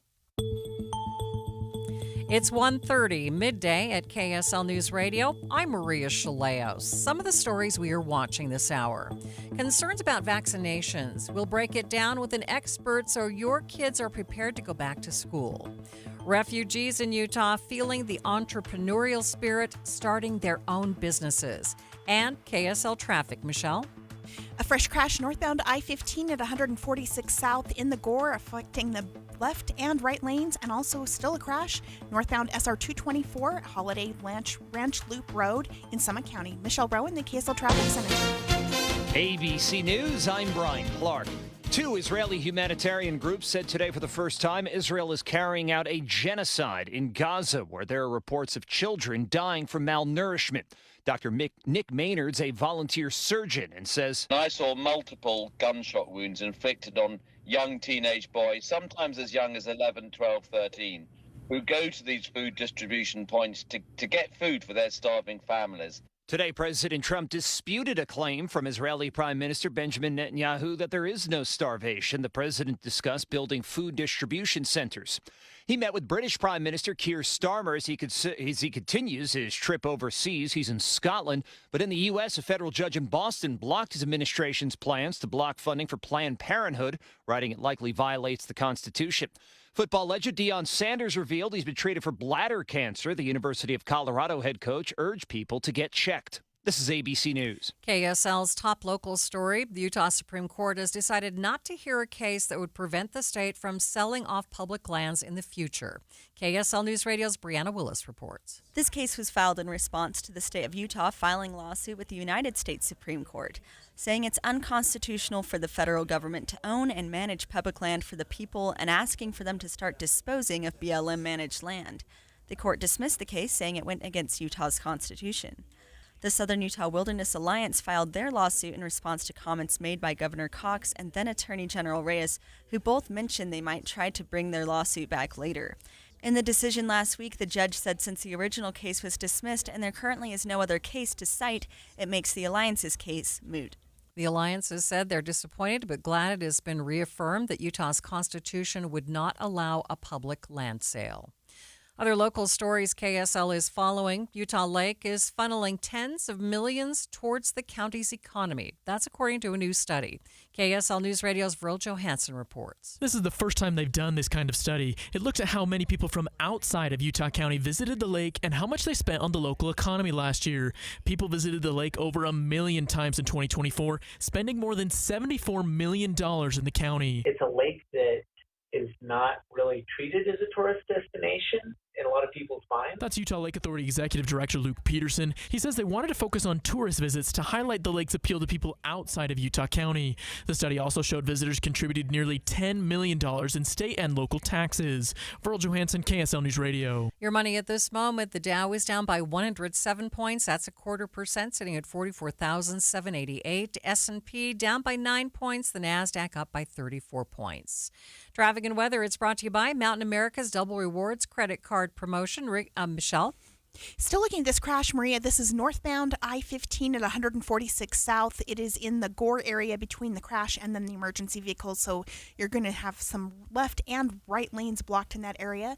And they're still working on this crash at northbound SR 224. They have it over to the right shoulder now as you're approaching Holiday Park Loop Road. Michelle Rowe in the KSL Traffic Center. It's a hot one. We're going to expect highs in the upper 90s for the next 3 days before dropping into the mid and low 90s for the rest of the week. Right now, 95 degrees at the KSL Common Spirit Health Studios.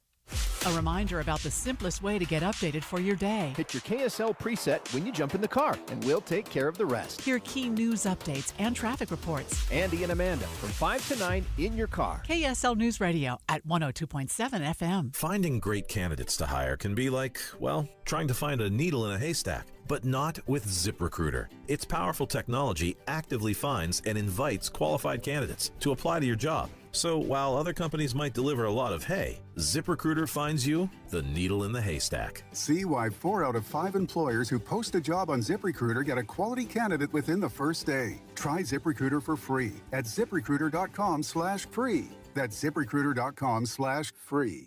This message comes from Viking, committed to exploring the world in comfort. Journey through the heart of Europe on an elegant Viking longship with thoughtful service, destination-focused dining, and cultural enrichment on board and on shore. With small ships that bring travelers closer to the destination, there's more time to explore. And every Viking voyage is all-inclusive, with no children and no casinos. Discover more at Viking.com. I am not a rich woman, but I feel like a rich woman every time I go in my closet. The best, hands down, present I've ever received was my husband secretly redid my closet with Closets by Design. So now when I go in there aren't all these shoes just junked on the floor. They're neatly sitting on their shelves. And my necklaces are hanging on their individual hooks, and earrings are in their little squares in this soft drawer that pulls out. It's just gorgeous. In fact, he saw how much I loved it. He had Closets by Design redo the garage. So now all the stuff, the tools, the toys, the junk is all in cabinets. When you open our garage door, you see cars. That's it. It's amazing. The things that Closets by Design can do, and it's going to save you money right now because you get up to 40% off plus an additional 15% off with 18-month financing. You can do so much with your closet, much more than you realize, with this wonderful Utah company, Closets by Design. Find out more at 1-800-BY-DESIGN or closetsbydesign.com. You were listening to Midday with Maria Shilaos. We are streaming live on the KSL News Radio app, sponsored by At Your Service Pros. Doctors' offices say they are fielding more calls from parents worried about possible funding cuts to children's vaccine programs. But here in Utah, the experts say you shouldn't be too worried.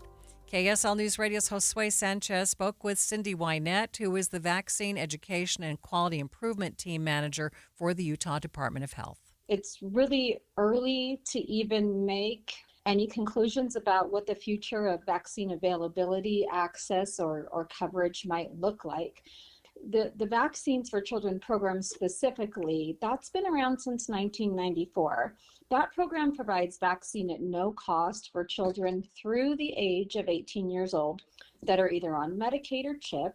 They're uninsured, meaning they have no insurance, or they're underinsured, meaning that the child has an insurance plan that does not cover the cost of vaccination at 100%, or they're Alaskan Native or American Indian. And we have over 300 enrolled VFC providers in our state, and they are required to offer vaccines according to ACIP recommendations.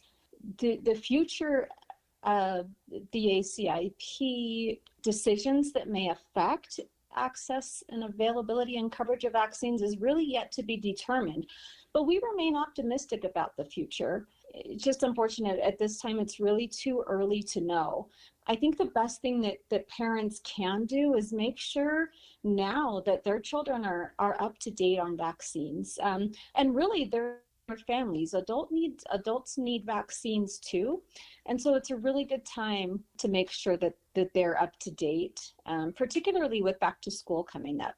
On our website, immunize.utah.gov, there is a fun interactive search tool. If you go to our website and select Locate a Clinic, there's a tool that provides the names and locations of our over 300 enrolled VFC providers, and it's viewable on a map, or you can look by zip code to really help find a location that's closest to you and convenient. She says kids who are underinsured or not insured can still receive any vaccines recommended by the Advisory Committee on Immunization Practices.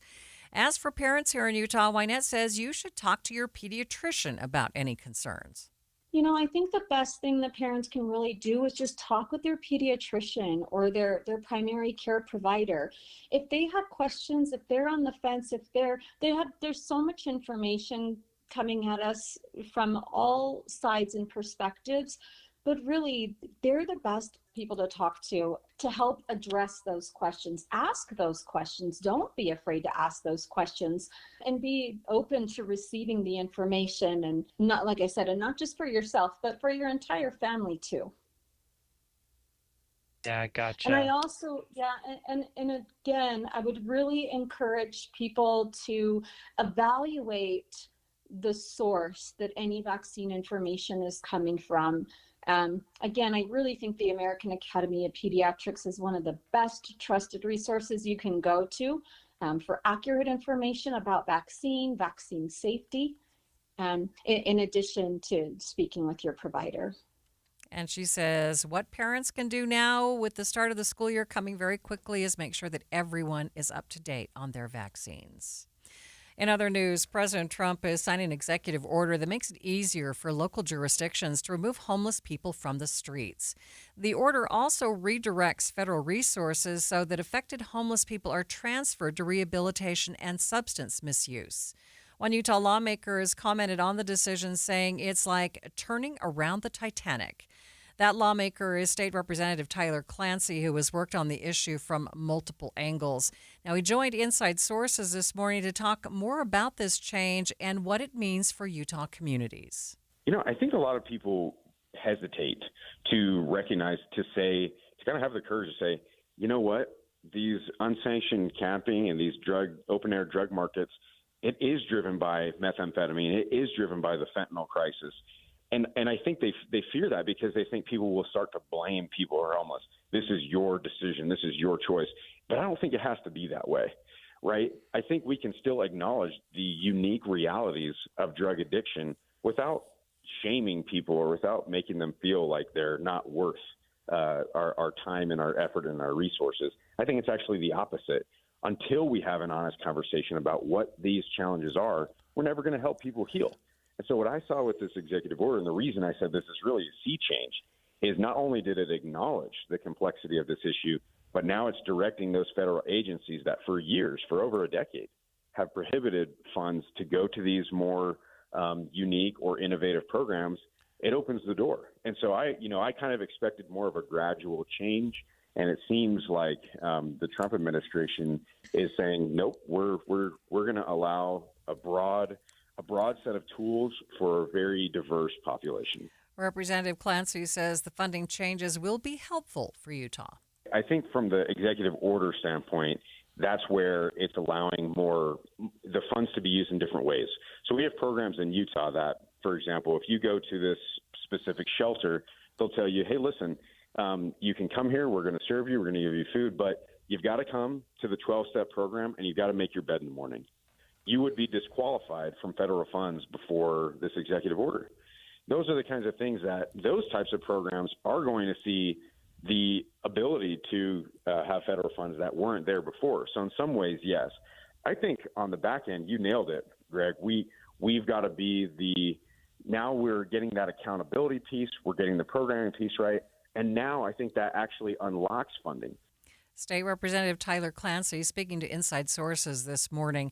President Trump says his executive order is a common sense approach to the country's homelessness problem.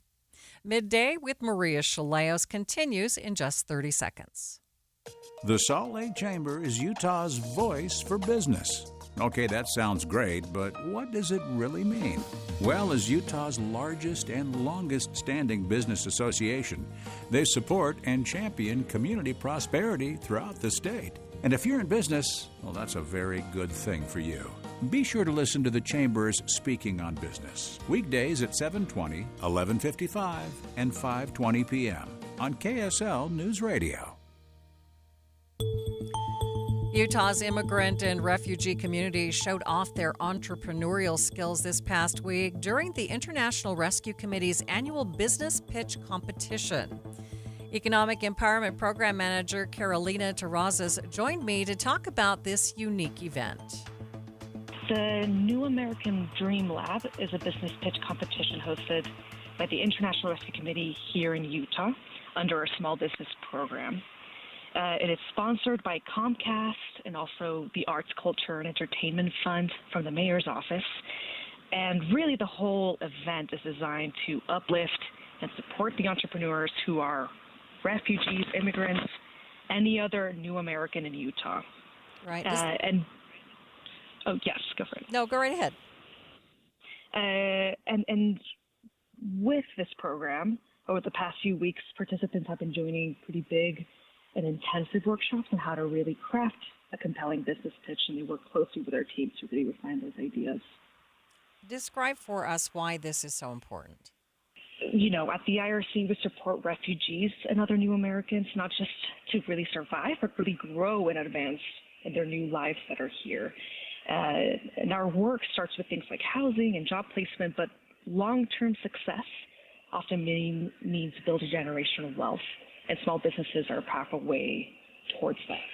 Just describe why it's so important for refugees to really be involved in those things that are more entrepreneurial, why that fits their skill set so well. Absolutely. For participants, entering something like the business field or a pitch competition, it's pretty transformational.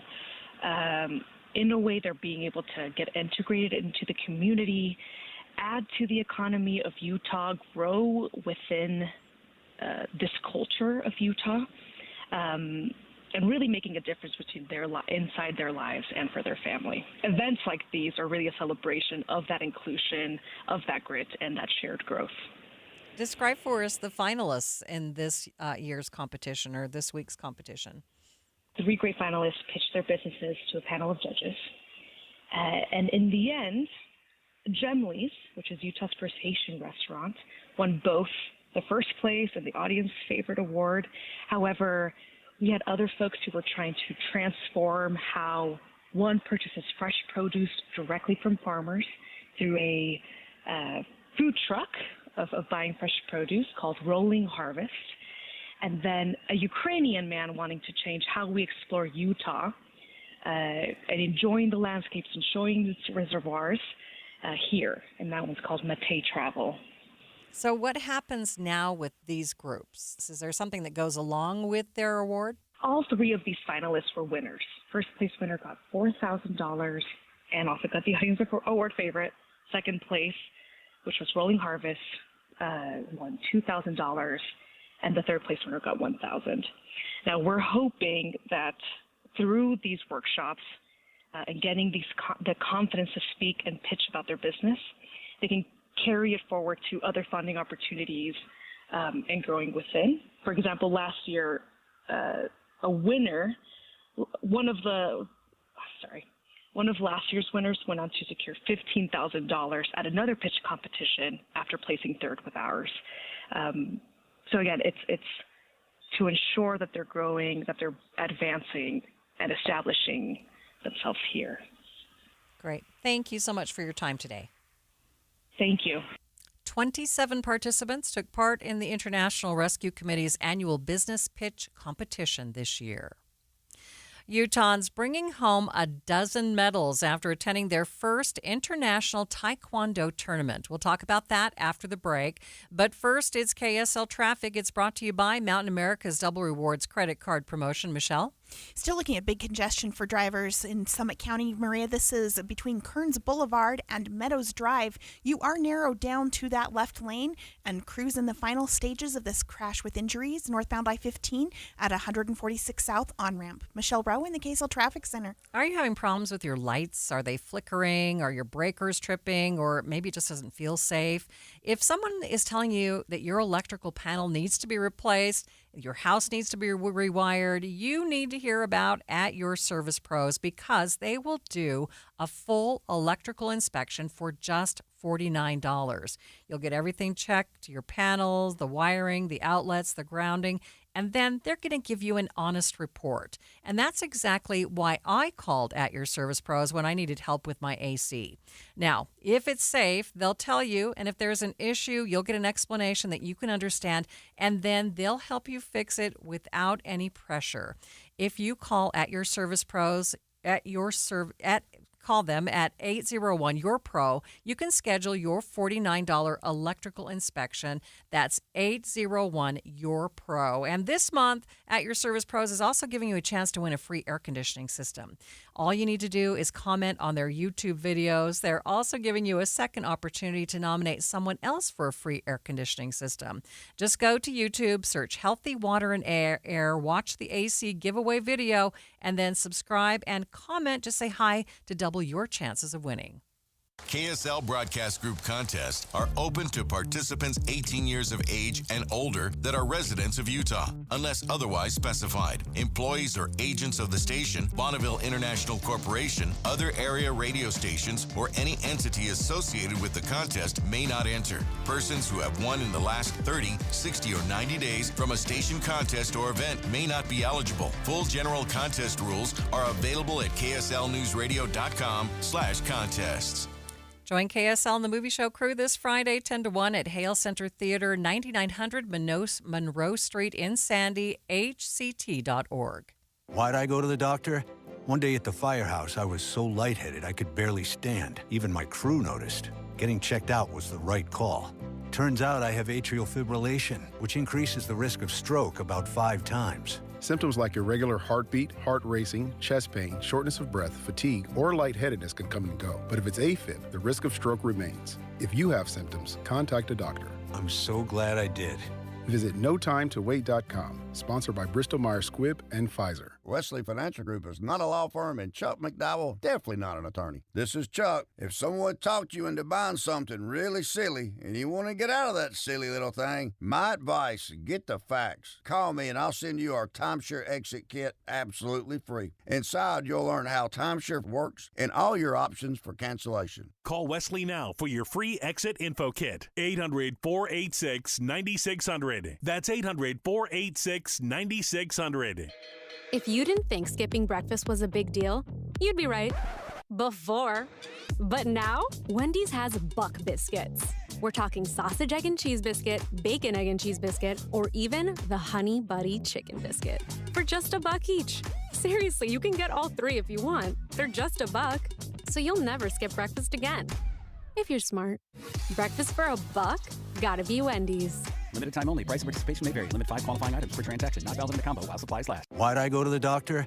One day at the firehouse, I was so lightheaded I could barely stand. Even my crew noticed. Getting checked out was the right call. Turns out I have atrial fibrillation, which increases the risk of stroke about 5 times. Symptoms like irregular heartbeat, heart racing, chest pain, shortness of breath, fatigue, or lightheadedness can come and go. But if it's AFib, the risk of stroke remains. If you have symptoms, contact a doctor. I'm so glad I did. Visit NoTimeToWait.com, sponsored by Bristol-Myers Squibb and Pfizer. When you take your grandkids to Disney, do they know what's in your investment portfolio? Do they even care? They're busy having a great time, and you're busy making memories. At Galileo Wealth Management, we understand the nuts and bolts of retirement planning, our investments, the stock market, taxes, Social Security, Medicare, and more. But think about it. What are you trying to do here? Is your goal to beat the S&P? Or is your goal to make memories with your family? Our goal is to give you the confidence to spend in retirement without the fear of running out of money. Call Todd Kim at Galileo Wealth Management today, 801-516-3227. That's 801-516-3227, or go online to GalileoWealth.com. Let Todd Kim and Galileo Wealth Management help you make memories, not just money.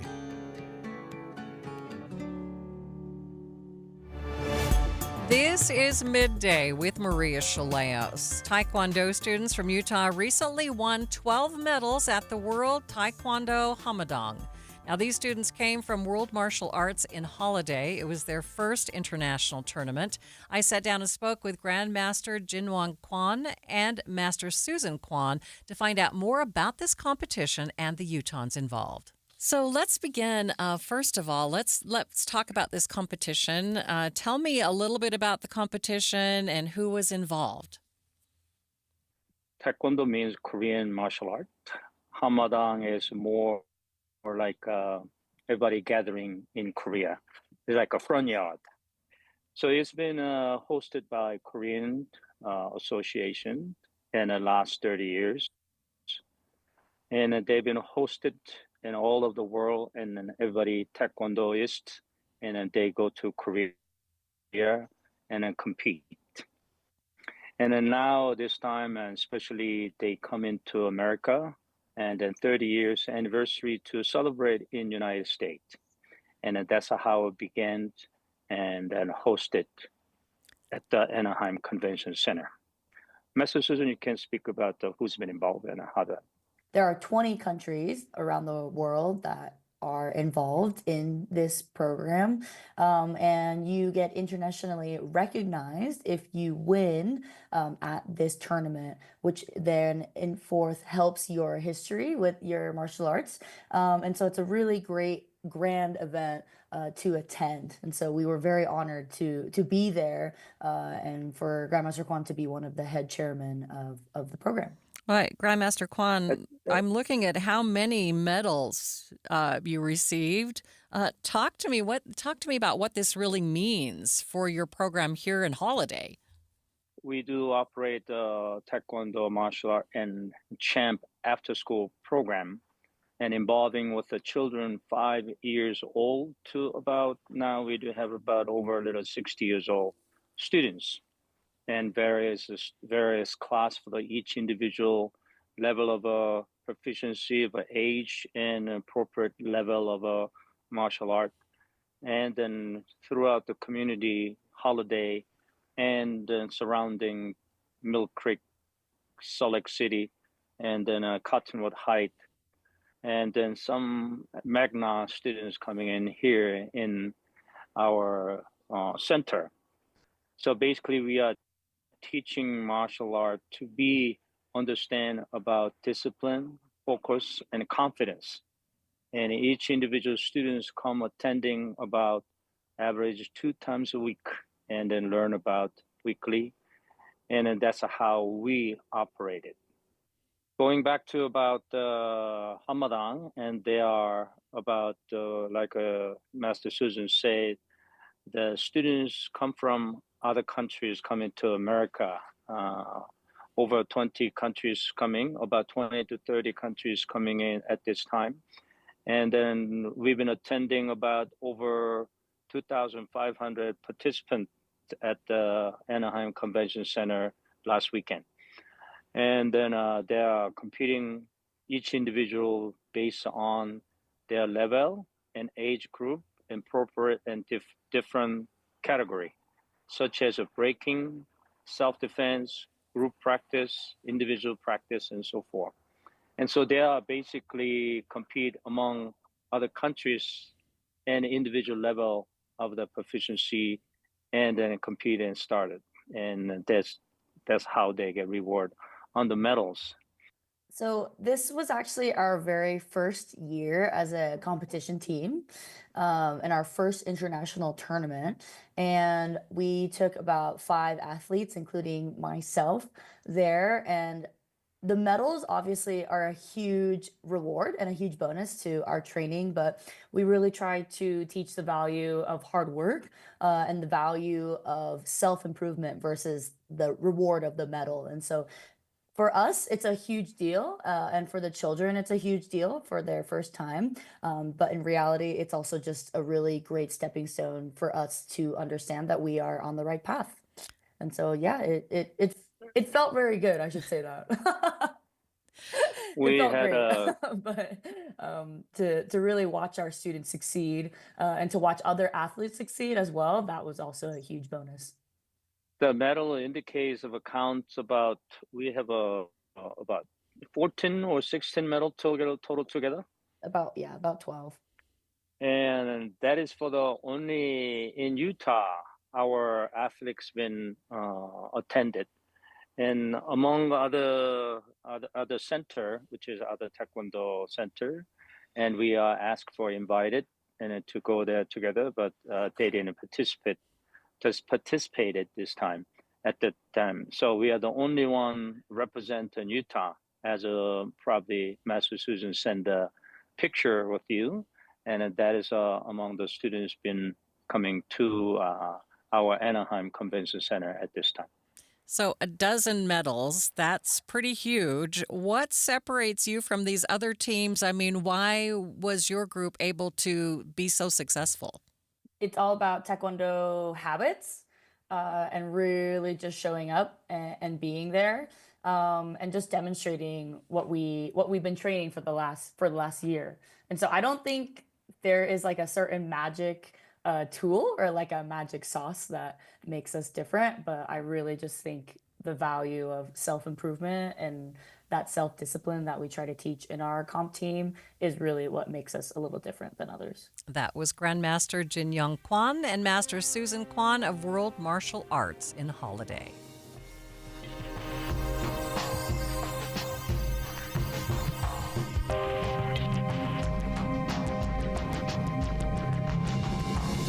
KSL FM Midvale. KSL Salt Lake City. From the KSL Common Spirit Health Studios, this is KSL News Radio. Utah's news, traffic, and weather station. Utah lawmakers continuing to push for states to be able to regulate policies on artificial intelligence. AI is not a one-size-fits-all. What works in California or New York doesn't necessarily work in Utah, and so having the ability to react and to be nimble as a state legislature is important to every state. The time is 2 o'clock on Monday, July 28th. It's midday. I'm Maria Shilaos. Coming up, we'll chat with one state lawmaker who's making sure Utah keeps a seat at the table on the national level.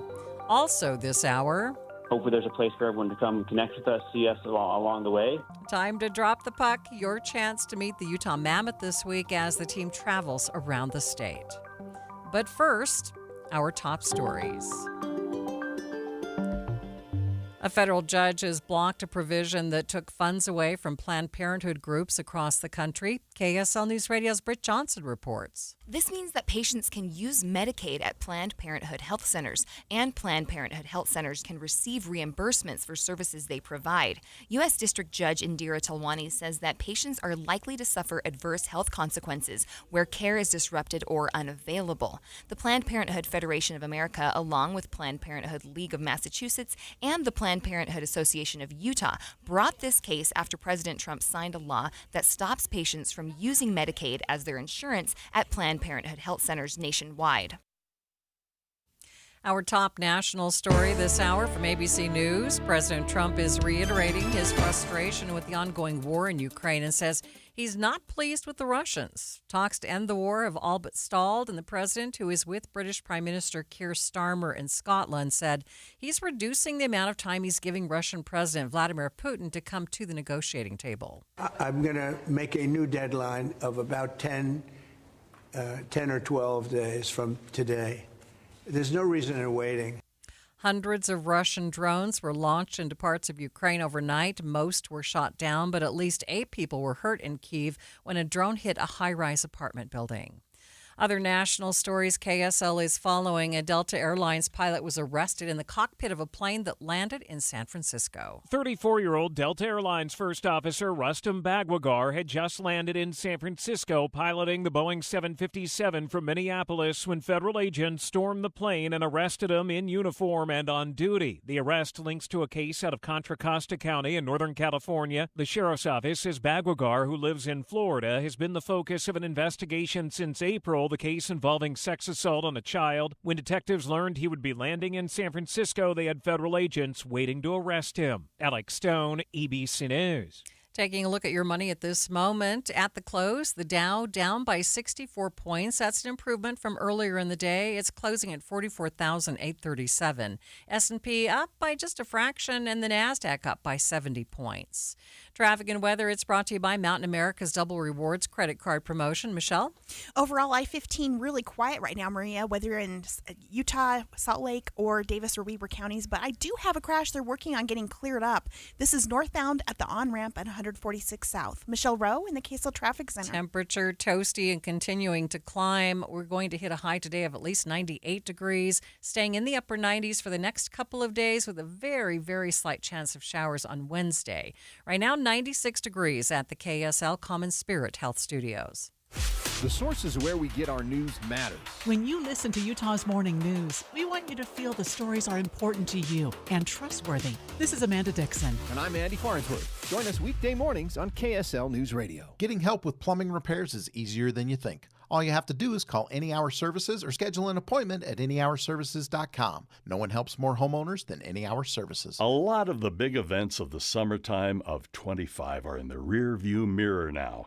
We're approaching August. It is time to get the kids ready to go back to school, squeak in that last vacation, and Ruth's Chris Steakhouse would like to help. With their 2 locations, you can drop by for the meal of the year. It waits for you at 275 South on West Temple. All kinds of things to do right now in downtown Salt Lake City. And if you're going up for that big hike or just a shopping experience in the Park City area, there's Ruth's Chris Steakhouse right there at Hotel Park City. There's no need to go out and fire up the grill, go and buy the steaks and then all the side dishes and desserts. Then you have to worry about cooking that steak just right. I mean, after all, we know how expensive steaks are right now. It has to be cooked to perfection. The side dishes, everything else. And then there's the cleanup. Let Ruth's Chris Steakhouse take care of that for you. Wrap up your great summertime with an experience at Ruth's Chris Steakhouse. Nothing says summer like double rewards on your Mountain America Rewards credit card. Get 2 times the points on everything from gas and groceries to travel and home projects. Now through July 31st, 2025. Oh, wow. It's the perfect way to stretch your dollar and make summer doubly rewarding. Apply for your Mountain America Rewards credit card at macu.com/double. Loans on approved credit. Offer can change or be withdrawn at any time. Limited time offer. Terms and conditions apply. Don't let the wrong gear cost you that trophy animal. Upgrade your arsenal with premium brands at great prices during the Shields hunting sale event on now through August 3rd. From bows, crossbows, and archery accessories to camo from brands like First Light, Sitka, and Shields Outfitters, every piece of gear is hand-selected for serious hunters like you. Join the community of hunters who trust Shields experts to outfit their adventures and get more bang for your buck in store or online now through August 3rd at Shields. Thanks for tuning in to Midday. I'm Maria Shilaos. Utah keeping a seat at the table when it comes to developing a federal policy on the regulation of artificial intelligence. State Representative Doug Fiafia was just appointed to lead a new national task force on AI policy. I spoke to him this morning about the task force and what they hope to accomplish. Tell me about this new national task force on AI policy. Yeah, I've been appointed to be the co-chair of a national AI task force comprised of state legislators from both sides of the aisle, and it's an honor to represent Utah on a national stage. This task force is focused on helping state legislators across the country develop smart, responsible AI policy that protects people's rights without stifling innovation. And I think Utah is already leading in tech, and I want to make sure that we're also leading in how we govern emerging technologies. And this seat gives us a seat at the table and a chance to shape the national conversation from a state level perspective. I understand that it's important to you to make sure that it's a state by state, on a state by state basis. Is that correct? Absolutely. The great thing about what states are doing is AI is not a one-size-fits-all. What works in California or New York doesn't necessarily work in Utah. And so having the ability to react and to be nimble as a state legislature is important to every state. And I think AI is a state issue, but I also believe that there needs to be some national coordination with Congress. I do believe that Congress should set federal guidelines and a framework that we can work off of. That way, the AI strategy for the entire country and for states is working in unison and not against each other. Explain why AI, why you've made this a priority. What are your concerns about it? Yeah, AI is not just coming, it's here. It's shaping everything from education and healthcare to elections and employment. If we wait, we're going to be playing catch up. Good AI policy today ensures that we protect privacy, prevent bias, and keep our community safe. And so coming from the tech industry, it's important to me to make sure that we're not only thinking about today and protecting Utahns and Americans, but also thinking about the future, and AI is the future. So talk about this task force a little bit. When will you be meeting? When do you hope to have a policy? Yeah, we will be meeting quarterly. As of right now, we just sent out applications to state legislators across the country. And the idea is that we have experts, we have academia, we have consumer groups, and then we also have legislators from across the country that are coming together to figure out what's the balance between protecting consumers and innovation, and how do we create policy that finds that right balance. And so we should be meeting here shortly in the next couple months for our first meeting, and our hope is that we can come up with policy that helps not only consumers but also small businesses and the average consumer. Yeah, the makeup of this committee sounds like it's important to you. You're putting educators and others on the committee, not just legislators. Maybe discuss why that is. Yeah, I think sometimes as legislators, we like to believe that we know it all, and that's definitely not true. AI is so complex that we need experts and different stakeholders to understand how it's affecting everyone. And so having a balanced approach will result in better policy. And so I think it's great that we've taken this approach in including all stakeholders to make sure that we make the best decisions for AI policy in the future. Representative, anything you'd like to add that maybe I haven't asked you? No, I'm just grateful for the opportunity to serve again. I want to bring Utah's balanced, common sense approach to the table. Here in Utah, we believe in innovation and freedom, but also in protecting families and small businesses. And my goal is to make sure that it's aren't sidelined and that we're building a future where AI serves people and not the other way around. Thank you so much for your time today. Great. Thanks, Maria. Have a good one. That was State Representative Doug Fiafia on a new task force on AI policy. Stay with us. Midday continues in just 60 seconds. You've built the dream, the home, the lifestyle, the legacy. Now it's time your windows and doors reflect that same $1 million standard. Whether you're designing a stunning custom home or upgrading the one you've loved for years, Peach Doors and Windows is here to bring that vision to life with precision, style, and craftsmanship. The Peach specialty? High-end custom windows and doors that don't just fit your space, they elevate it. From sleek modern lines to timeless elegant finishes, they offer the kinds of craftsmanship that truly complements a $1 million space. And with Peach, the process is easy. No pressure, no gimmicks, just knowledgeable experts helping you find solutions to turn your someday project into right now. Visit their spacious showroom, get inspired, and create something beautiful together. Peach Doors and Windows for the $1 million home you live in and the $1 million feeling you deserve. Visit peachdoorsandwindows.com or call 801-566-1255 today. That's Peach Windows and Doors. Give them a call, 801-566-1255.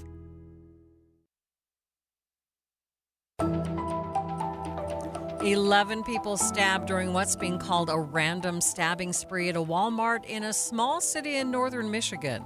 The 42-year-old suspect receiving his arraignment on terrorism and other charges just a short time ago.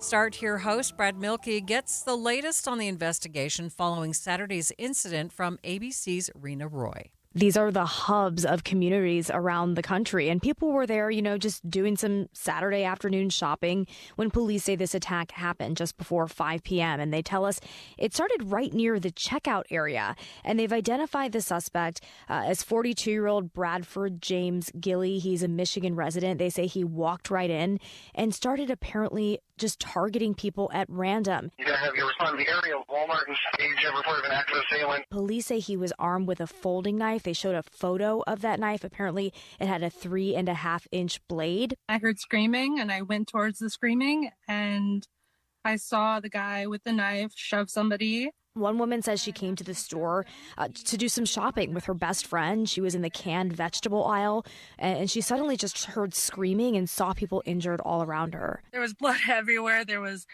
people kind of sitting at the ends of aisles, just bleeding. And by the end of this attack, police say 11 people in total were injured, and they were all rushed to a nearby hospital. Wow, and police say a folding knife, that's the type of knife that folds into its handle. How was he subdued? Like, how did this come to a stop? Yeah, so police are really crediting the Good Samaritans here. Some people that were in the parking lot, perhaps other shoppers who helped detain that suspect right after this rampage. Multiple citizens, including one who was armed with a pistol, were confronting the male suspect in the parking lot and preventing him from harming further people and leaving. It all went down in the parking lot right after this stabbing spree. Throw it away! Throw it away! There's video of this, cell phone video that was captured, and we see one man pointing a gun at this alleged suspect, and another man is yelling at him to drop the knife. Drop it! Drop it! Come here!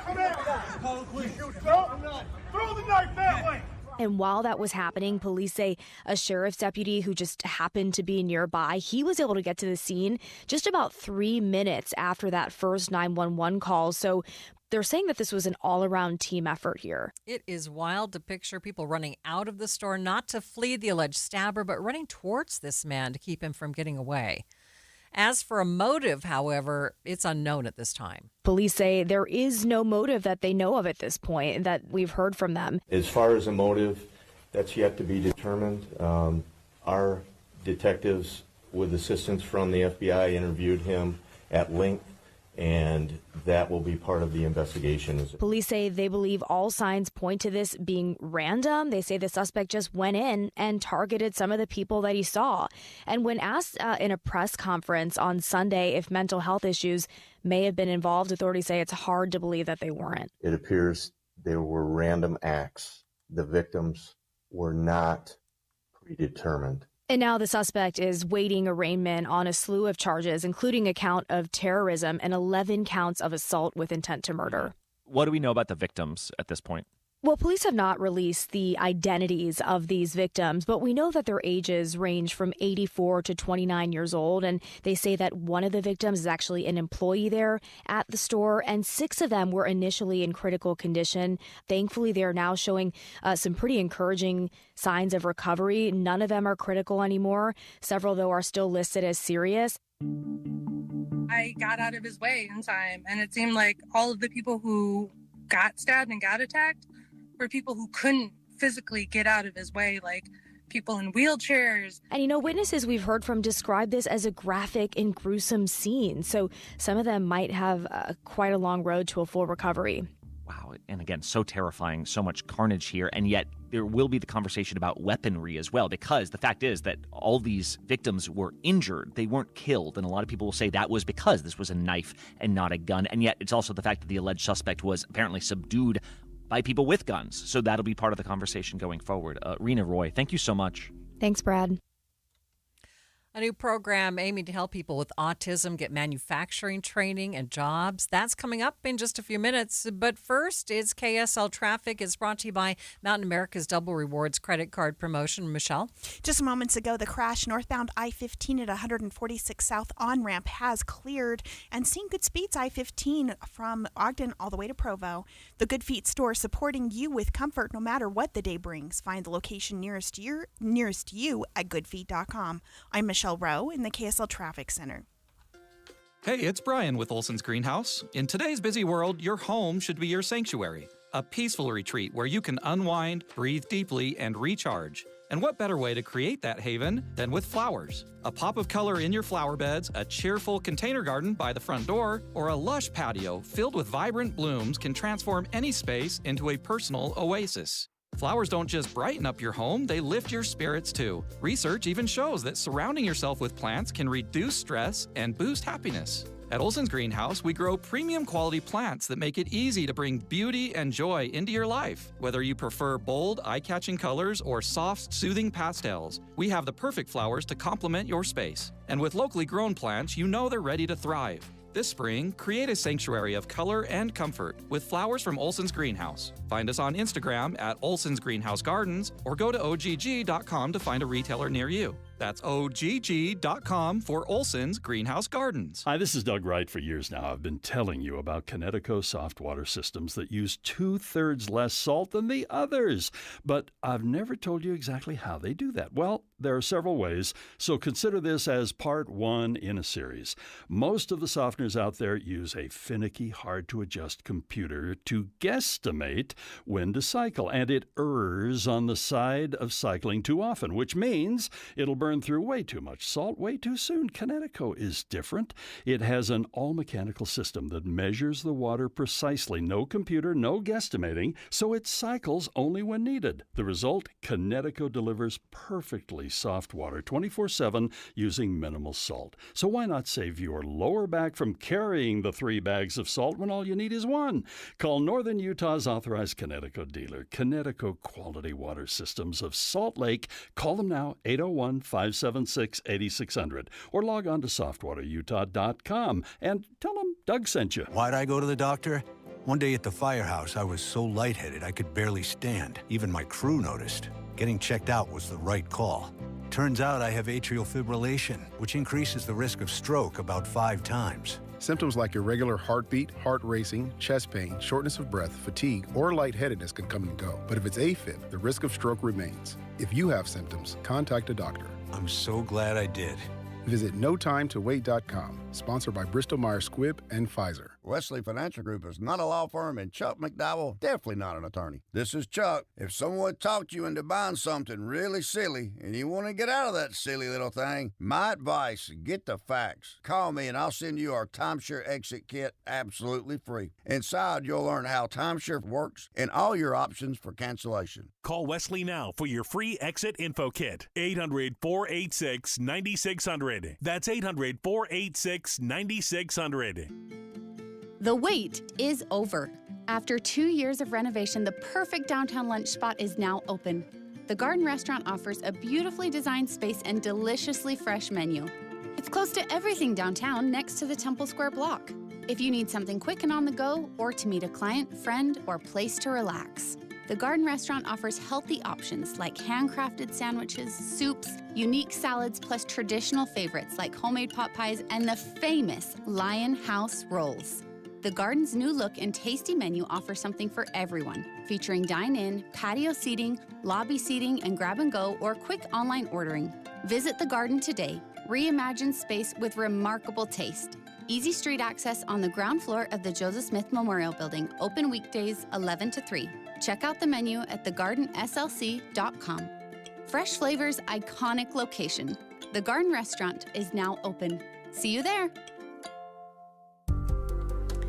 You were listening to Midday with Maria Shilaos, streaming live on the KSL News Radio app, sponsored by At Your Service Pros. Okay, all you hockey fans out there, Mammoth Week is underway with fan events taking place across the state. Nate Martinez, VP of Youth Programming at Smith Entertainment Group, joined me to talk about the events. Okay, Nate, start out. Tell me about Mammoth Week. What's the idea here? Yeah, so the idea is to connect our brand to the entire state of Utah. And we have some good history with what we've done with the junior jazz program on the jazz side for over 40 years. We've traveled around and taken players to these cities around the state. And so as we've finalized and honed in on our brand for the Mammoth, we want to make sure that we do the same thing and make sure we have all fans have the chance to connect with our brand and the team, regardless of where they live around the state of Utah. So when these events happened, what can people expect? Yeah, so the goal is that there's something for everybody. So most of them are done in conjunction with ice rinks around the state. And so there are some ice clinics available for kids and adults who want to get on the ice and improve their skills. There will also be some street hockey clinics available for kids. So if you don't know how to skate but want to learn more about hockey, street hockey is a great way to get introduced to the sport. And so there'll be street hockey clinics available for kids there, ice hockey clinics. And then in addition to that, at every stop, there will be a fan fest festival type atmosphere where there'll be all kinds of things that kids and families can participate in regardless of whether they play hockey or not. So those would range from, sorry, go ahead. No, go right ahead. So those range from art stations where you can draw our logo and design rally towels to trying it skills challenges where you can shoot accuracy challenges and your fastest shot with a puck, to face painters, to take a picture with different people around the area. So there's things that are going on for everybody. There'll be food trucks there so you can eat and get some food while you're there. So it's something for everybody as they come and experience the brand and connect with us at these different locations. Nate, how important is it for people to get to know the personalities on the Mammoth team? Oh, it's super important. We want the team to feel connected to the community, and we want the community to feel connected to the team. So we will try to have special guests throughout the week. Our Mammoth broadcast team will be out at every single event, and we'll have different guests there as well that people can connect with and be a part of. But yeah, having that connection to the team and to the brand is really important to us, and so that'll be a part of the week as well. What would you like people to know about the Mammoth that they might not understand or know at this point in time? I'd say a moniker that we have in the NHL is that hockey is for everyone, right? And so there's a way to connect with the game of hockey and the sport of hockey, regardless of what your history with the game is, regardless of what your participation level is. There's something for everybody. So whatever that is, again, if that's getting on the ice and skating, if that's playing street hockey, if that's just becoming a fan of the sport and the brand and the team, we want everyone to feel like they're involved and can have that connection with our players, with the team, and with the brand. It really seems like people have really gotten behind hockey, have gotten behind the Mammoth. Kind of talk about that for a second. Have you been surprised to see how much the fans have kind of rallied behind it? Yeah, I think we were optimistic for sure in what it would be, but I think we've heard Ryan and Ashley say, and also Commissioner Bettman, that it's exceeded all expectations as far as the excitement, the support, just the level of engagement the community's had with the team. And we're just excited to see that continue to grow over the years. Okay, anything that you would like to add that maybe I failed to ask you?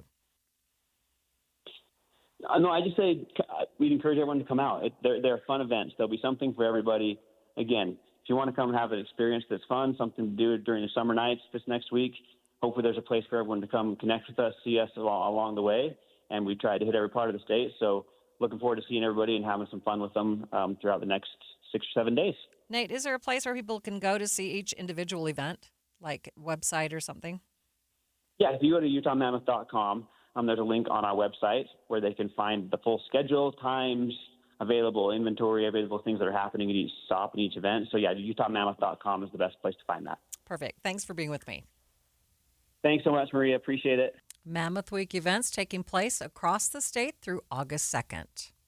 A new program will help those with autism get the training they need to get a job in manufacturing. Christy Chambers is a CEO with Columbus Community Center, and she tells KSL News Radio's Heather Peterson the first cohort of this certification program will start at Salt Lake Community College in October. We are so thrilled. It's the partnership between Columbus Community Center, who is a disability service provider, Salt Lake Community College, and the Utah Manufacturers Association. Those are the Salt Lake partners. But we are adopting a California model called Uniquely Abled, and it comes out of California. And essentially, it's a program whereby we train adults on the autism spectrum specifically to become CNC machinists, and we do that through a certificate through the community college. And the beauty of this is that there are many people on the spectrum who are looking for meaningful careers, and it's hard to match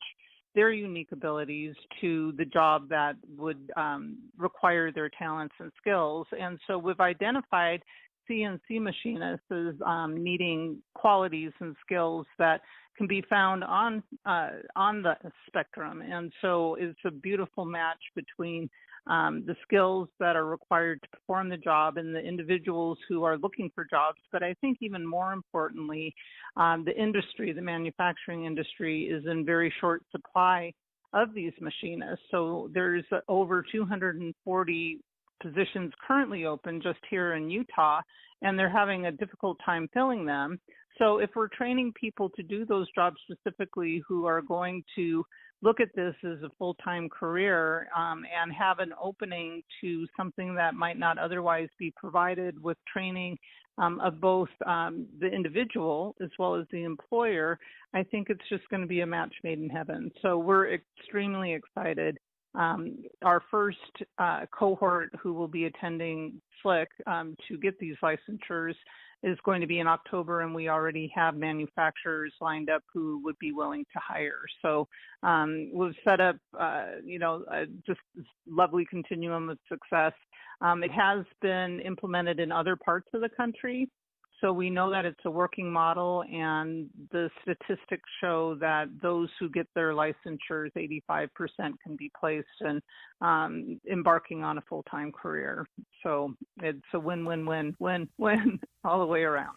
She says it's a very specific type of training program for those with level 1 autism. It's very specialized. There's very specialized equipment, and hence SLIC is able to provide working examples of that equipment. And it's essentially, it's very detail-oriented, a lot of repetition, but you're learning to work with the machine and put in all of the necessary requirements for that machine to create, all sorts of things. It's hard to describe, but what we will be doing is we will be providing tours with the manufacturers for individuals interested in this so that they can see what that looks like, and then provide any additional, information that's needed, because this is intended to be a career. And in that, people can't go into it blindly. They need to understand what's going into it. But the machinist is actually working with machines in manufacturing. Chambers says they are now looking for 6 to 8 individuals for the first round of training. Right now, there are more than 200 open job postings in manufacturing just in Utah. It's 2:30 midday at KSL News Radio. I'm Maria Shilaos. Some of the stories we are watching this hour. Are you confused about the vaccinations needed before your kids head back to school? We have a doctor's take. Collisions at some of the state's most accident-prone spots. Now cameras are popping up there. And KSL traffic. Michelle? Crash-free, delay-free I-15 in Utah, Salt Lake, Weber, and Davis counties. KSL's top local stories in 1 minute, but first, let's get the very latest from ABC News, and we are looking for a high today of 98 degrees. It's going to be toasty.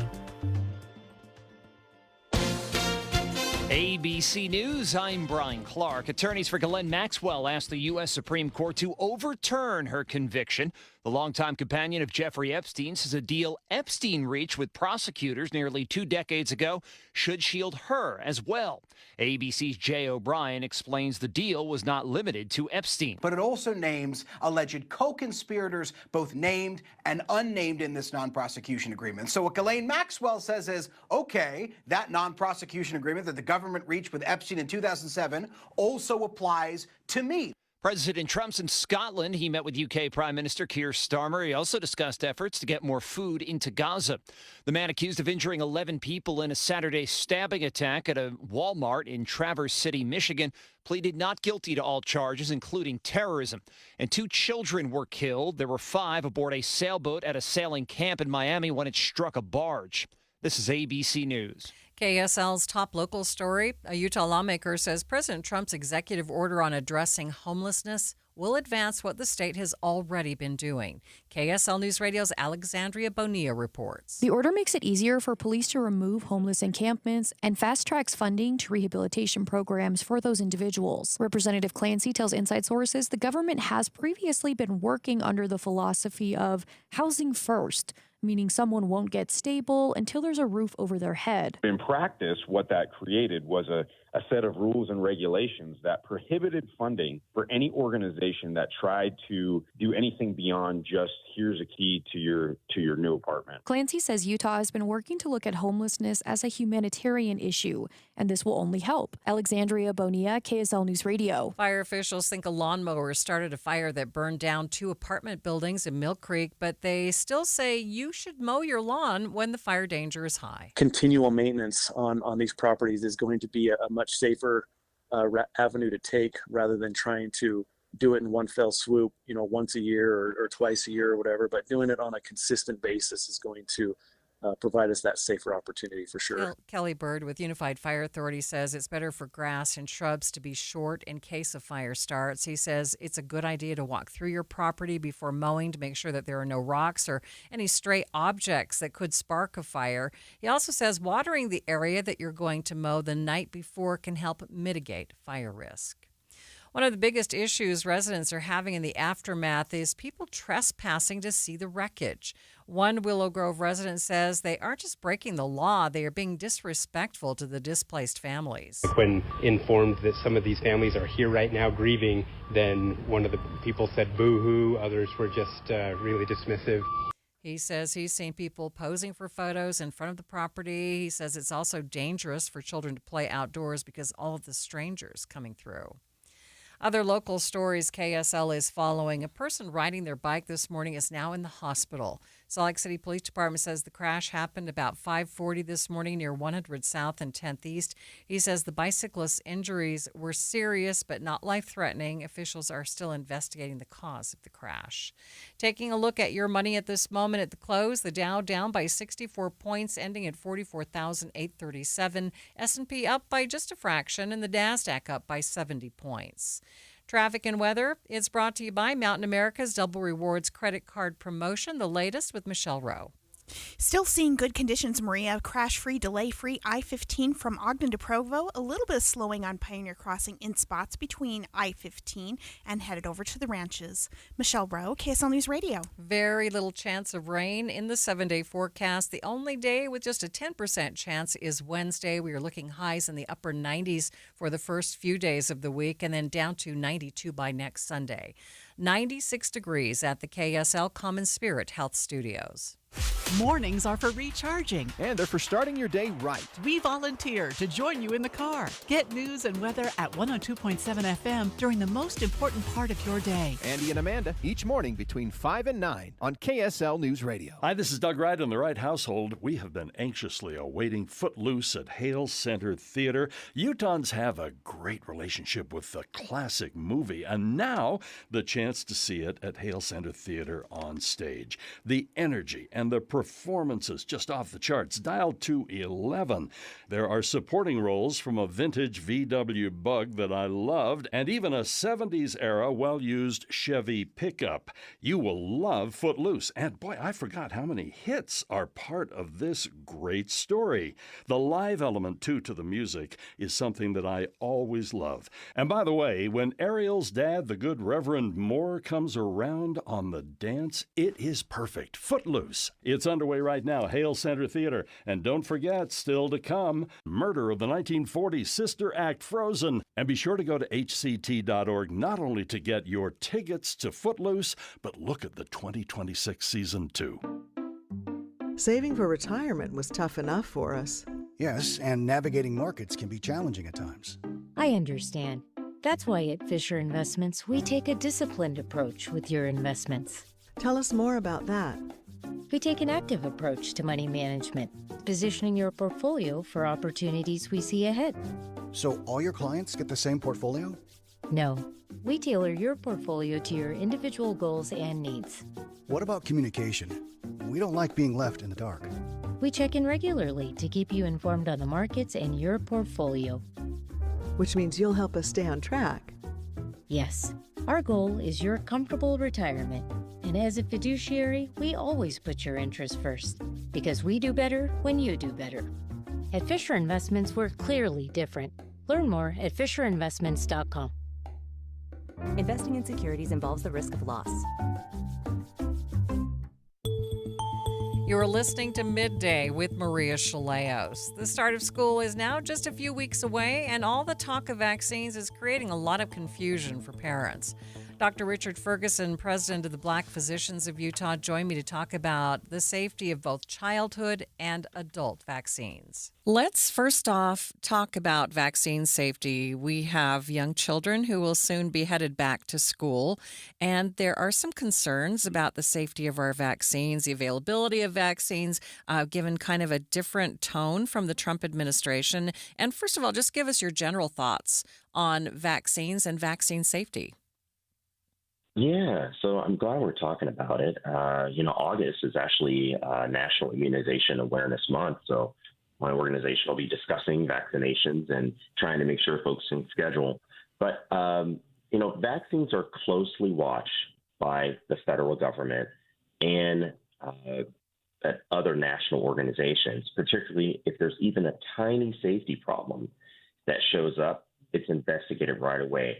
But overwhelmingly, vaccines are safe. And part of the reason why that is now coming into question is because of some myths that are kind of being brought up, or old concerns that were debunked with good science years ago are now being brought to light that are leading people to question. But I think the bigger thing that is not so much there's a shortage of any particular vaccine right now, is that it's actually a lot easier to opt out of vaccinating a child than going through the process of taking time off from work, getting into schedule to either go to your pharmacy or go to your pediatrician to get your child up to date.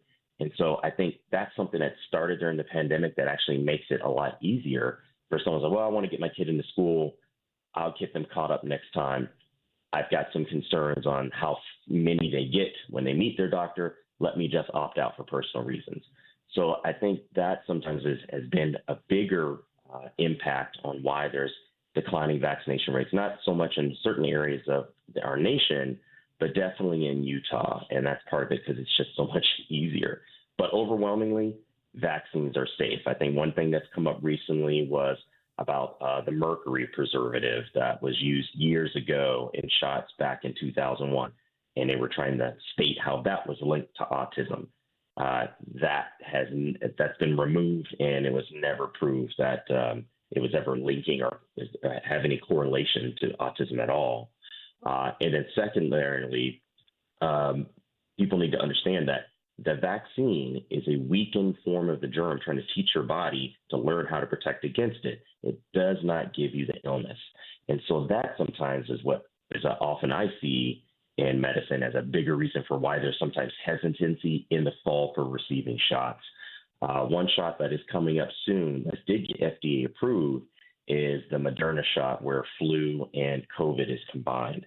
And I think that is coming out for the fall. So that's something I do strongly encourage, particularly if you're trying to protect yourself against the ubiquitous, because it's just about everywhere now, COVID-19, although it's changed to different names at this point. I'm trying to remember the most recent one.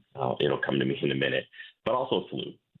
And it's believed that because they're using the newer technology that was used to develop the COVID-19 vaccine, and pretty much the mRNA vaccines, and they're using that same technology to now give an even more robust and more effective influenza or flu shot for the fall. So I'm excited about that coming there. I'm glad it's been approved by the FDA.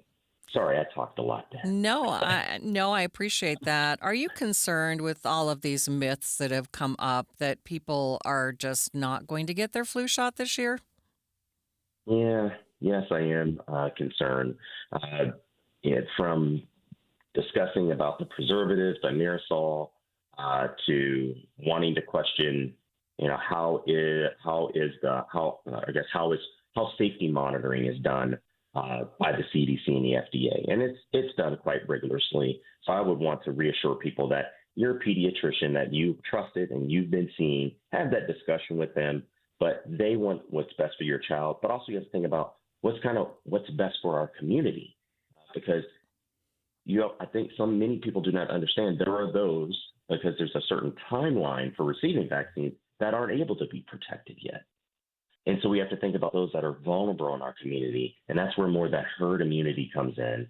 So it's also thinking about that fellow child that is unable possibly to get in, but you have the means to protect not only your child, but the child next to you and your family members that may not be taking or have the opportunity to get vaccinated. So I hope that the fear, it's not so much, many people do think that the flu shot will give them the flu, and it does not. Even my own mother, who I couldn't convince her to get her flu vaccine until about maybe 5 or 6 years ago, and she made sure that I got it. when I was younger, and I also had to get it when I was in the military. It was required. And of course, I continue to get it because I believe it's effective and it stops one from getting really sick or hospitalized for the flu. But even I had to convince her, like, yeah, I know you think you're not going to get it, but when you do, it can really put you down, especially considering how strong some of the variants have been with the H1N5 variants that have come out for the flu in the past. Or H1N1. We have heard so much, no problem, about measles and getting the measles vaccine. And the thing that keeps coming up with measles is people go, well, there's just a few cases in Utah. When you hear that, what are your thoughts? So I would like to express that measles, as of, I believe it was 2002 or 2001, sorry if I'm blanking on anything, I think it was 2002. It was considered, when we had greater than 90% of our population vaccinated, it couldn't really spread. But now, just in 2025, we've had 1,300 cases across 40 jurisdictions. This is the highest in 30 years. And 13% of those have been hospitalized, and there's been 3 deaths. So this surge increase is very concerning for me, especially as schools are about to reopen. And just as of mid-July, there were 10 measles cases in 2 health districts. All of these folks were unvaccinated, including 2 pregnant women, and 2 required hospitalization. So in unimmunized communities do come in contact and brush with those that are immunized or partially immunized. So it's the sort of the combined effect of this perfect storm of exemptions that a kindergartner can have, which exemption rates have increased, particularly in rural areas, and it's making pockets of children more highly susceptible, and it undermines, once again, herd immunity. So we really need to protect those that are too young or medically ineligible to vaccinate. And so that's why it's important to please stay on that regimen. Generally, you get your first shot at 12 to 15 months, and then a second dose at 4 to 6 years. However, you can now start as early as 6 months and then get the next shot. You can complete your course in less than 18 months of age. So that's something that you can ask. Many pediatricians are already on top of it and reaching out to those that are under that 4-year or might want to consider getting their child, especially in a rural area, or they're in that county where measles had popped up, because measles can spread so easily. You can have someone that's asymptomatic breathing in a room, breathing in a gymnasium, breathing near a poolside, that's unvaccinated, that can spread it to you. And you may not notice that you are infected until days later, and you've also spread. So that's why it's important to get vaccinated, because it can lead to hospitalization. It can lead to death in very rare occurrences. But even one shot is highly protective. I'm not telling people to short it, but the MMR vaccine, or the measles vaccination, is 97% effective in stopping one from developing or acquiring measles infection. Dr. Richard Ferguson is president of the Black Physicians of Utah. Midday with Maria Shilaos continues in just 60 seconds. Utah deserves better.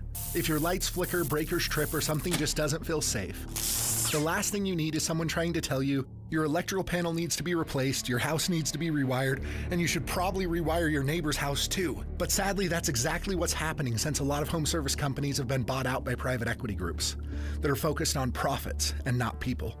At Your Service Pros is different. We're Utah-based, family-owned, and built on trust, not quotas. That's why we offer a full electrical inspection for just $49. We'll check everything, your panel, wiring, outlets, grounding, and give you an honest report. If it's safe, we'll say so. If it's not, we'll explain exactly what needs to be done and help you fix it the right way, without pressure. We've served Utah families for over 20 years, and we're proud of the 4.9-star rating from people who trust us to do things right. So call out Your Service Pros today at 801-YOUR-PRO to schedule your $49 electrical inspection. That's 801-YOUR-PRO, because Utah deserves better. Every 2 minutes, an American is sexually assaulted. The majority of victims know their attacker. It could be your friend, your neighbor, or someone you met at a party. If you said no, it's rape, and it's a crime. This is Christina Ricci with RAIN. Call the National Sexual Assault Hotline today at 1-800-656-HOPE or visit RAINN.org. That's RAINN.org. Brought to you by Rain and this station. Have you ever been in a car crash, but without photo or video evidence, it's turned into a he said, she said type of situation? It's become a problem at some of the state's most accident-prone intersections. Now, one Utah team is trying to help you get video proof free. KSL 5 TV's Shelby Lofton dug into the story, joins me now to talk about it. Shelby, who are these people putting up the cameras?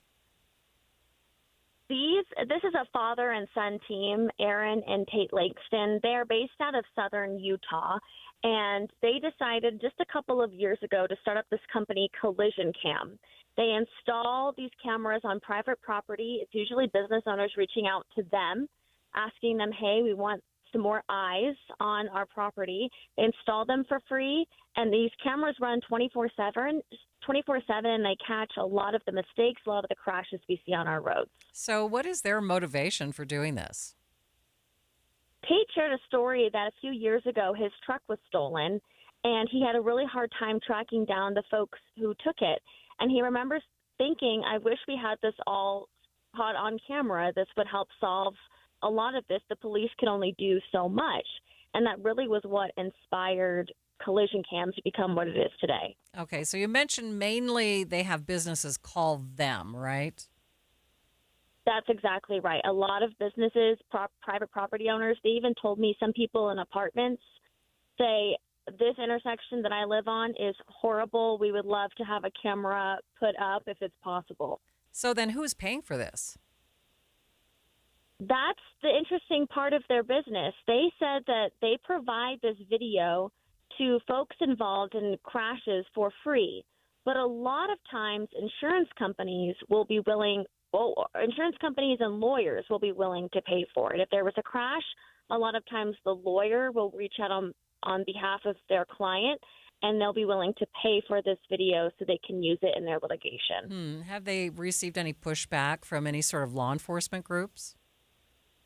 Not that I'm aware of. They told me they have a good relationship with St. George Police in particular, and that it's helped clarify a lot of situations. We had one person involved in an accident saying that they had 4 witnesses come forward and say that he ran a red light. But then later when he reviewed the footage and police reviewed the footage, he was on a green. The person he ran into was on a red light. So it's helped clarify a lot of situations. All right. Thanks so much for your help. And this is just a small taste of Shelby's story, which airs tonight at 10 o'clock on KSL 5 TV. After the break, we'll hear about some dancers that are letting their age get in the way of, or not letting their age, I should say, get in the way of living their lives. But first, it's KSL Traffic. It's brought to you by Mountain America's Double Rewards credit card promotion. Michelle? Traffic's starting to get a little thick southbound I-15 between the South Interchange and 7200 South. Also looking at slowdowns eastbound I-80 between Bangerter Highway and I-215's westbound. Michelle Rowan, the KSL Traffic Center. Your electric bill is going to be higher for summer, but not if you get new windows from Advanced Window Products. State-of-the-art double-pane windows and insulated frames, any style, any color, from a company that's been building them right here in Salt Lake City for 39 years. Not only are you buying local, but you're cutting out the middleman because they're the factory. You save 30, even 40% on your new windows, and you get a lifetime guarantee from a trusted local company. If there's a problem 5 years from now, they come right over and get things straight. And right now, you can save even more. If you call Advanced Windows for a quote, they'll give you an extra $2,500 off on 10 windows or more. Advanced Windows offers buy now, pay later. They have 60-month 0% financing. They always work out affordable payments, plus $2,500 off. So get your new windows for summer. Make the call now, 801-850-9100. That's 801-850-9100, or you can go to advancedwindows.com. Sign up for KSL Text Alerts. Get breaking news and traffic updates by texting the word news to 57500. Want access to exclusive contests? Text contest to 57500. Jazz fans, text the word jazz for breaking jazz updates. And Cougar fans, text BYU to 57500 for the latest on the Cougars. Message and data rates may apply.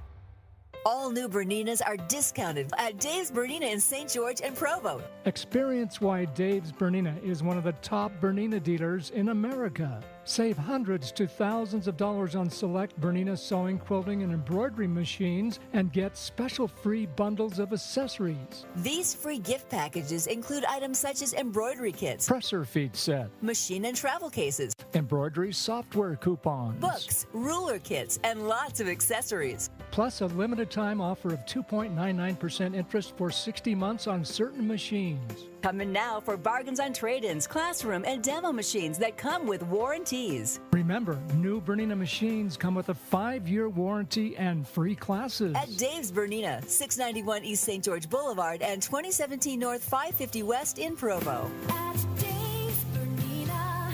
Come see the Bernina 990, the most amazing revolutionary sewing machine in the world. Dave'sBernina.com.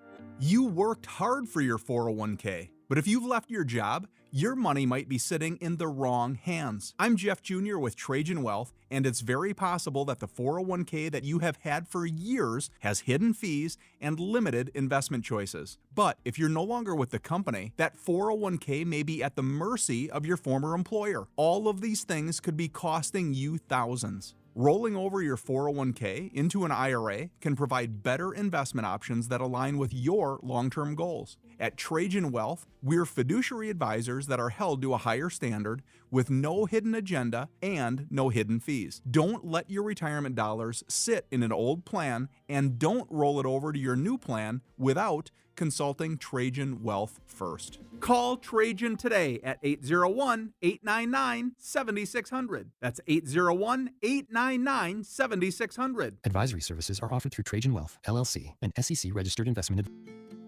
The wait is over. After 2 years of renovation, the perfect downtown lunch spot is now open. The Garden Restaurant offers a beautifully designed space and deliciously fresh menu. It's close to everything downtown next to the Temple Square block. If you need something quick and on the go, or to meet a client, friend, or place to relax, the Garden Restaurant offers healthy options like handcrafted sandwiches, soups, unique salads, plus traditional favorites like homemade pot pies and the famous Lion House rolls.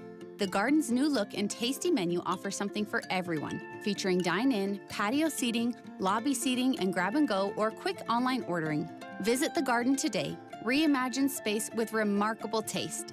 Easy street access on the ground floor of the Joseph Smith Memorial Building, open weekdays 11 to 3. Check out the menu at thegardenslc.com. Fresh flavors, iconic location. The Garden Restaurant is now open. See you there. Do you worry about how much someone drinks? Do you feel angry or depressed most of the time? Do you feel neglected or unloved? Do you feel that if the drinker loved you, she or he would stop drinking? If you answered yes to any of these questions, you are not alone. Not everyone trapped by alcohol is an alcoholic. Families and friends are suffering too.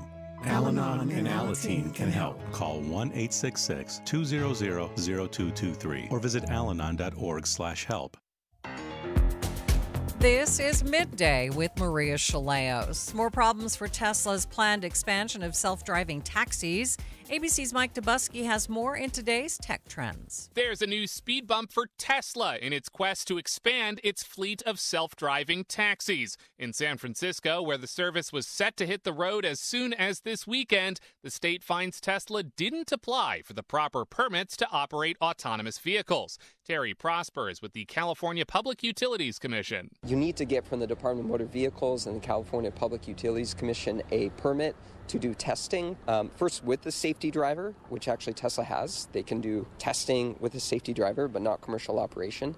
And then you can do testing without a safety driver. Tesla actually doesn't have that yet. Last month, Tesla launched a limited version of its robo-taxi service in Austin, Texas. Texas does not have all that regulatory framework, so they went immediately to a situation where you can hail a ride. There's no employee in the driver's seat, but there's actually an employee in the passenger seat who's monitoring. With Tech Trends, I'm Mike Dubusky, ABC News. In the professional dancing world, 30 is old. Yeesh. 30. I stopped dancing in my 20s. At least I only dance at weddings now. But for a group of men and women 40 years old and older, they are not letting age stereotypes keep them grounded. This year, the Timeless Torches, the Timeless Torches, a more mature dance team from the New York Liberty WNBA team, hits the ripe old age of 20. ABC's Good Morning America got the scoop on this timeless dance troupe. 5, 6, 7, 8. Their name is the Timeless Torches. And these performers, all over the age of 40, are in charge of electrifying the crowd with their earth-shattering moves. This is the great, yes, oh yeah. During a routine, you might see 87-year-old Shirley Kohler, who has professional experience in ballet and jazz. Do your knees ever hurt? Your back? Oh, we don't discuss that. Okay. Or you may get to witness Captain Margaret Hamilton, who was a founding member back in 2005. When you're walking into a game, you're walking into dreams. But even if you're walking in dressed for the part, did somebody order some extra liberty? Their routines, often led by mascot Ellie the Elephant, still do not come naturally.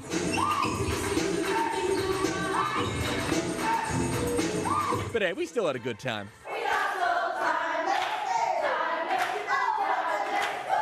And as the Torches continue to joyously and rhythmically defy what people may expect of folks who are a little more experienced, the team captain has a message for all the doubters. Everything you can do, we can do better.